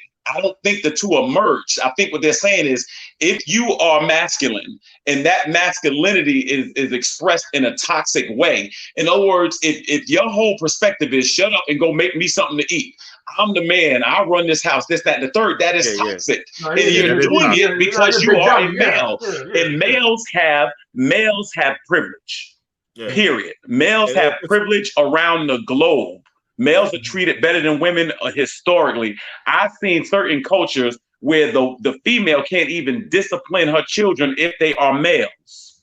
I've seen that too. Right, that's what I'm saying. So Derik, so it's not to say if you're a male, you're toxic. It's to say if you take that privilege as a male and you abuse it, that's toxic masculinity. Now, I could be wrong because I've been wrong before. I'm just saying that's my perception of it. And D'Angelo, she's a ride or die chick. She said we fighting together. So I'm with her right there. Yeah. The thing, I mean, I'll be honest with you. I'm going to take a split second before I jump in, and that's because I'm going to be looking for something to pick up. You know what I'm saying? Like a stick or a rock or something. Something. Right. You know what I mean? You got to bite them. We can't go out biting. Everything's gonna count at that point. Everything's on the board. Since we on relationships from that, I want to talk about a little bit about relationships, and I know the ladies might start chiming in on this one. So, Rodney, I always say a lot of women want to date their sons and raise their men. Oh, yeah, and I say a mother will raise her son to be a man that she wouldn't want herself. Yeah. So that's a good point. So that's a very good point. The thing is, like, I've had conversations with people that have sons, and they say, "You think I'm doing a good job with my son?" I go, "Well, would you date him if he was a man?" That's the answer right there. And they usually don't answer. That'll let you know right there. If he was a man and he wasn't your son, would you date him? Would he meet your criteria? Yeah, but you know what I see? Know what I see a lot now? Maybe it's social media. Like, I see a lot of women praising their sons over and over and over again. I mean, that's good. That's your son. That's your heart. That's what you do. Yeah. But then they talk junk about the man that they created that child with. So, and then they can still be in the household together. It's not like they split up. They just belittle this man all the time. They say my king this and all of this stuff. They look like he's dressed up fresh. And they give him these big ass parties and all this other stuff for the man. But the husband, he don't even get the big piece of chicken when he come home. So man, he's wrong. You can't get that big piece of chicken, brother. Gotta get the big piece of chicken. I don't know. Is that her fault? Is that his fault? I don't know, man. I don't. When I come home, I don't want no gizzards. I don't even want no liver. I want that. Doing my job, make sure I get the big piece. Big piece of chicken. My hot sauce. Where do you think that comes from? What do you think that comes from? Well, man, it's a few things. With the women is because to me, when I was working at elementary school, right. And they had a lot of kids that were, the program was in elementary school was at risk of attendance. And when you get to talk to the parents, like, damn, the kids that come to school, he's like, what, between the kindergarten and 6th grade, 5th grade, it was because that was the only thing they had control over in their life was the child. So with them controlling that child, that was that thing they had control over in their life. They have control over their work. They damn sure may not have control over their relationship. They probably didn't have the control over the relationship with it. They was raised in by their parents or parent or grandparent, whatever like that. But they had this child. So they praise this child. They put him on this pedestal more than they put on the person that created the child with them or they living with. So that was some of the takebacks I got from that. And I thought like, wow, it was kind of deep to me, but that's what I saw. That's a very, very good point. And it's actually sad. I mean, I think when you're raising, especially a young man, first of all, there's a lot more, especially in our community, that they got to contend with. And so I think when I was a kid, I was taught never to hit a woman. Like I was just taught never to hit. I mean, it was just that's not even on the table. It just wasn't an option. And what I've noticed is there's some men who can only answer conflict with conflict. It doesn't matter who. The reason why is because what I used to notice when I used to work for the police department going domestic, because they have issues with expressing themselves. So they only can express themselves through violence. You know what I'm saying? And that's what I used to notice too. Like sometimes I would see domestics where you can see that the wife is really quick with the mouth and she knows how to get him going. And he can't express himself quick as her. So then he would result to violence in order to get her back, you know, which is not right. It's not horrible. But I've seen that in a lot of cases and why men result to violence because they can't express them. Now, this is what I've seen. D, and this may be countercultural to what you were expressing. I have seen some of the mothers have disdain for the boys because he looks like and reminds them of their father. Yeah. I've heard this expression a lot. That might be me. That might be me. You just like your father. You're just like your father. You've heard that when you know, when we be in the barbershop, there'd be a lot of single, women that would bring their boys to the barbershop. Yep. And it was this thing, and it's like, you're just like your father. You just like, and I always think about, you chose his father. Correct. Yeah. Like you have to take some responsibility of that. You know what I mean? And that's why I believe if you are going to have children with somebody, you should probably know who they are, because there's a chance that some of them chromosomes are gonna line up. I mean, that's just what it is. Ain't that something though? You're talking about a generations old experience, man. You know what I mean? Because that's been happening. Your mother's generation, your generation, it'll be happening to the next one. You remind me of your father. You know what I mean? Just like your father. How far back does that go? You know what I mean? So you stop and think about it, man. And how does that contribute to the topic, and to the mentality? So with that said, what like for guys like some of us been divorced, married, Kelvin, you probably still out in the dating scene. What works? What makes a good marriage? What makes a good relationship from your guys' point of view? You want me to? What makes a good relationship or marriage? Like what do you see that's the glue that holds those things together, or brings those? Yeah. Well, I'll start off with this. Like we talked earlier, I'm saying I still believe that people shouldn't get married young. You know what I mean? The other thing I would tell people is you got to understand, when you get married, it's not about you, when it's not about just her anymore. It's about you guys as a family coming together as a union and building together. You know what I mean? Now, the number one thing that I'm going to tell you, you got to enjoy the other person's company. If you're not into that person or want to be around that person, and that's early in a relationship, I'm telling you, don't marry them, because you're going to get worse. Yeah, you're going to, hopefully you'll be with them the rest of Well, that's the plan, right? Yeah, that's what the plan is in the beginning. Like, you got to enjoy your spouse's company. You know what I'm saying? You got to be able to be friends. You got to be able to laugh together, tease each other. You know what I'm saying? You got to be comfortable around each other. Thing is, too, you got to basically focus on the mutual likes and enhance those things in a relationship. If you guys like going to the movies, both movie buffs or whatever, go to the movies, once a week, or have a movie date. You got to stick with those things that you guys both enjoy doing together. And I'm going to tell you right now, the true test in a marriage and a relationship is, you and me and my wife had this conversation many times. You got to be able to not only go to the party, you got to be able to go to the funeral. Because the reality of it is, there's going to be hard times.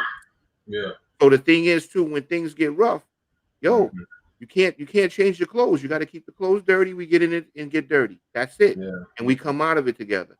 It's a union. It's a team. I've seen marriages where people, that ain't hers. That's my stuff. Or this and ain't none of that shit. That shit is the y'all stuff. You know what I'm saying? So the thing is, you can't have a separation, a division in your marriage, because it's just going to create bigger divisions. You know what I'm saying? You got to be able to build together. And if you can't build together, you ain't going too far. That's the bottom. I hear you, man. I agree that. I also think communication is huge. I think this idea, I think it's very, very important that you know how you fight.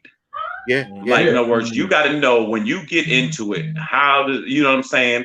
Yeah. How does this fair, work? Man. Right, like right, exactly. You know, I think right. In other words, sometimes if you're wrong, you can't be like, well, I was right 5 years ago. What about that? I mean, at the end of the day, you need to at some point be able to say, look, you know what?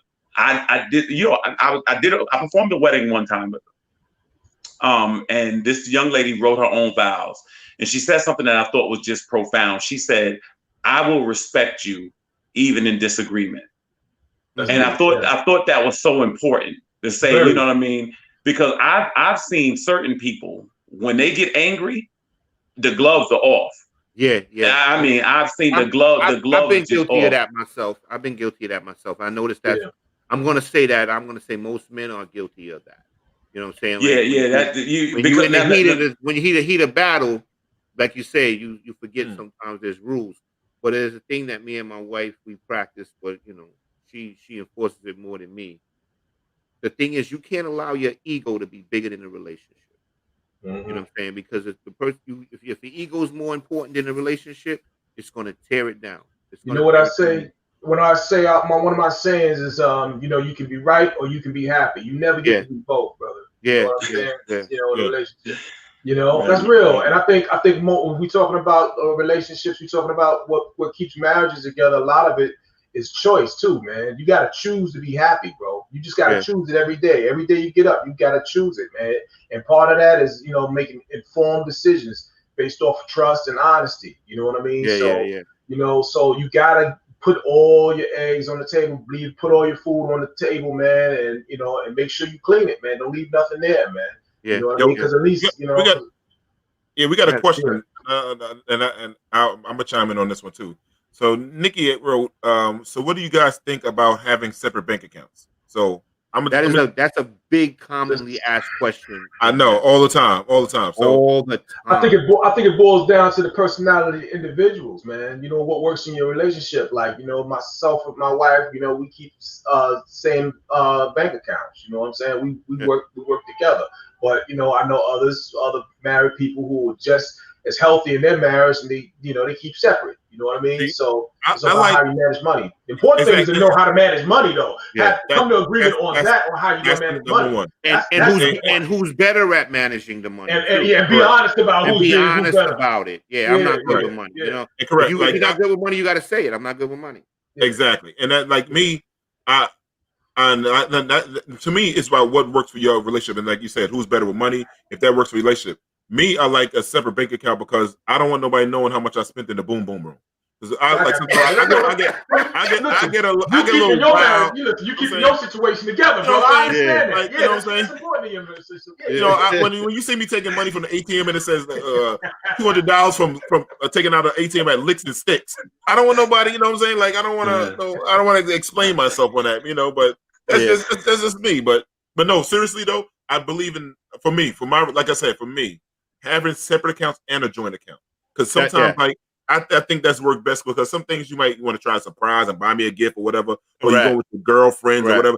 I'm not gonna sweat it. It's got to be a trust system in there. You know what I'm saying? And the thing is, like, you should only marry somebody that you can build with. It's like, you know, in the Caribbean, the people have the susu thing. So if I got a lady like, yo, boo, every week we're gonna put $100 aside, so at the end of the month, you know what I'm saying, we got $800 because we're gonna put down something else. That, you know what I'm saying? But then you got your own separate thing and you do your thing. If you want to give money to your mom or whatever it is, I really don't care what you do with your money. But as long as we have agreement on this part, and that's what I rock out with.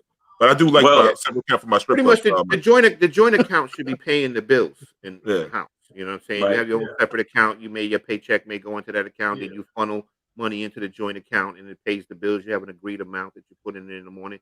But the thing is, D is 100% right. The thing is, the more separate you are, the less you guys are going to achieve and build together. Because if you have everything on a separate note, then you can't come together to do anything. Everything is separate. You know, and the thing is, and separatism is going to breed secrets. You know what I'm saying? So the bottom line is you got to be comfortable. I tell a lot of guys too. I say, yo, let me tell you something. If you know deep and down in your heart that you can't stop running around, you can't stop being in the streets, you know, you want to be with other people or whatever, don't get married. Don't get married because I'm telling you right now, you're gonna be up on the killing floor in family court. You know what I'm saying? You don't want to go through all that stuff. But the thing is, you got to know you got to know you're ready. If you when you're ready to settle down, you got to find somebody that's either already settled down or they prepared to settle down too.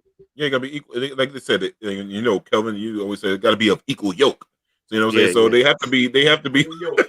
You know, I like messing with Kelvin. You know, that's my man. You know what I'm saying? So, but because if you like you said, Rod, you have to know who you marry, right? And you have to be ready for that. You got to. And these questions, I think, even in dating, when it comes to finances, you have to start asking these questions. Like it's got to be like a damn near interview because you got to ask about how you with money. You got to ask questions about how would you raise? And I tell a lot of men and women, ask them, was they raised by a man? So if you're a woman, it's good. And how was your father's relationship with your father? Because then you know how he's going to be as a man. And how's your relationship with your mom? So you know how he's going to treat you. You know what I'm saying? Because you know.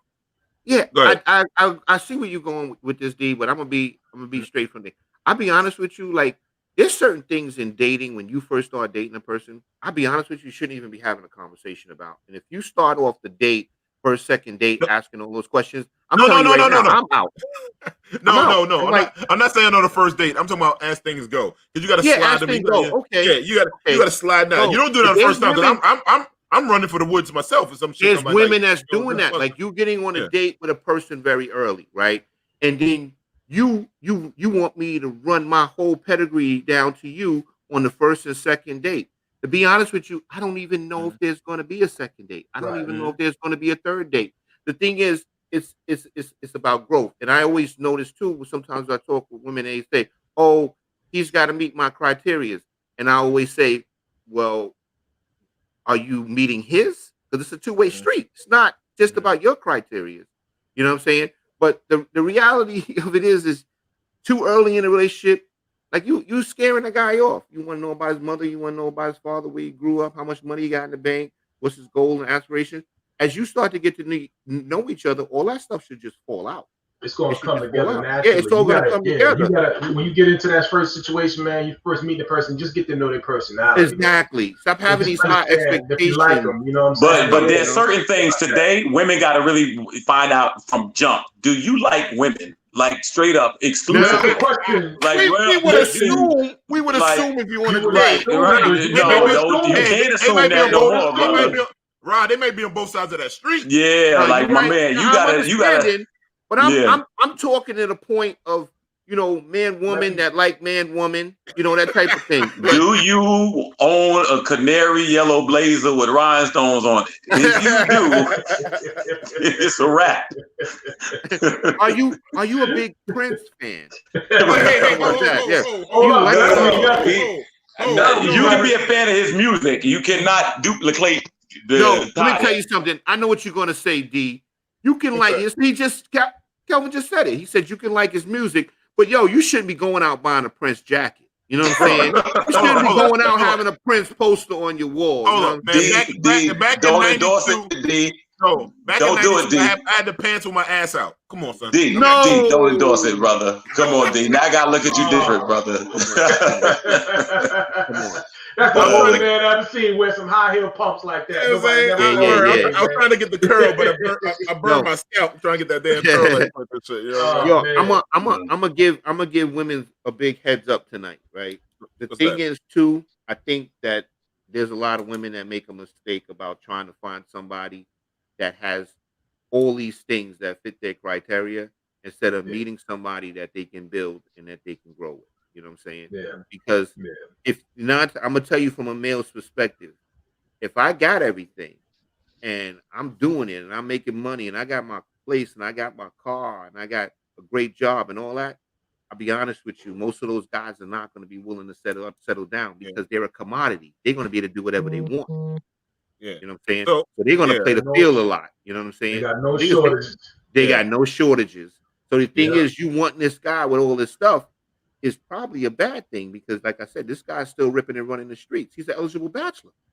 So so guys, we running out of time. We 2 hours went pretty fast. I didn't know it was that fast. Man, I'm just watching the clock. We over time by a few seconds here. So I want to say thanks for all you guys for being on the show. Thanks for everyone that coming into the chat for chopping it up with us tonight. It was very fun for our first night. Please leave comments. We want feedback. We want to build. Like we said before, we just learned how to. This is our first time. None of us are professional at this. We just feel like we have some things to say, and we want to share with you guys. We want you guys to have a voice. We want to have a voice with you. We want, like we said, we want to build. Please, if you have a business, let us know what the business is. Get in touch with Black and Latino Media, and get in touch with myself personally. You can find I'm on Instagram as Damon P14, Facebook at Damon Pearson. Rodney, you can tell them where to find you at. Oh, I'm on Instagram, Mr. Daily Routine. Oh yeah, you can find me. I'm here on Facebook, just Derik Bazemore, man. You know what I'm saying? It's easy to find, bro. And Kelvin, I'm not on Facebook. I'm on phone book. So just call me. Kelvin, old school. He back in old school. That's right. I'm trying to avoid the student loan people for trying to be my friend on Facebook. No, I'm telling you right now, Kelvin, they're going to get you. They're going to find you. They're going to find you. They're going to find you. Also, the Black and Latino Meetup group you can find us on and those platforms. So we'll be back next week, Saturday. Follow us on YouTube and Facebook. We thank you all for our first show, and I'm glad you took the ride with us tonight. And please give us some topics you want us to talk about. I mean, we want to hear from the voice. You guys have a voice with us, so we want to make sure this is like our show together, people. So thank you for the first night, guys. I'll talk to you soon. I love you all, man. Peace, brothers, and stay black. All right, my brother. Have a good one. Love you, T. That's good night, everybody. Black men can't be afraid to tell each other they love each other. Exactly. And I love my brother. I love y'all. Love y'all. Love my brother. All right, my brother. Have a good night. God bless. All right. Best. Peace.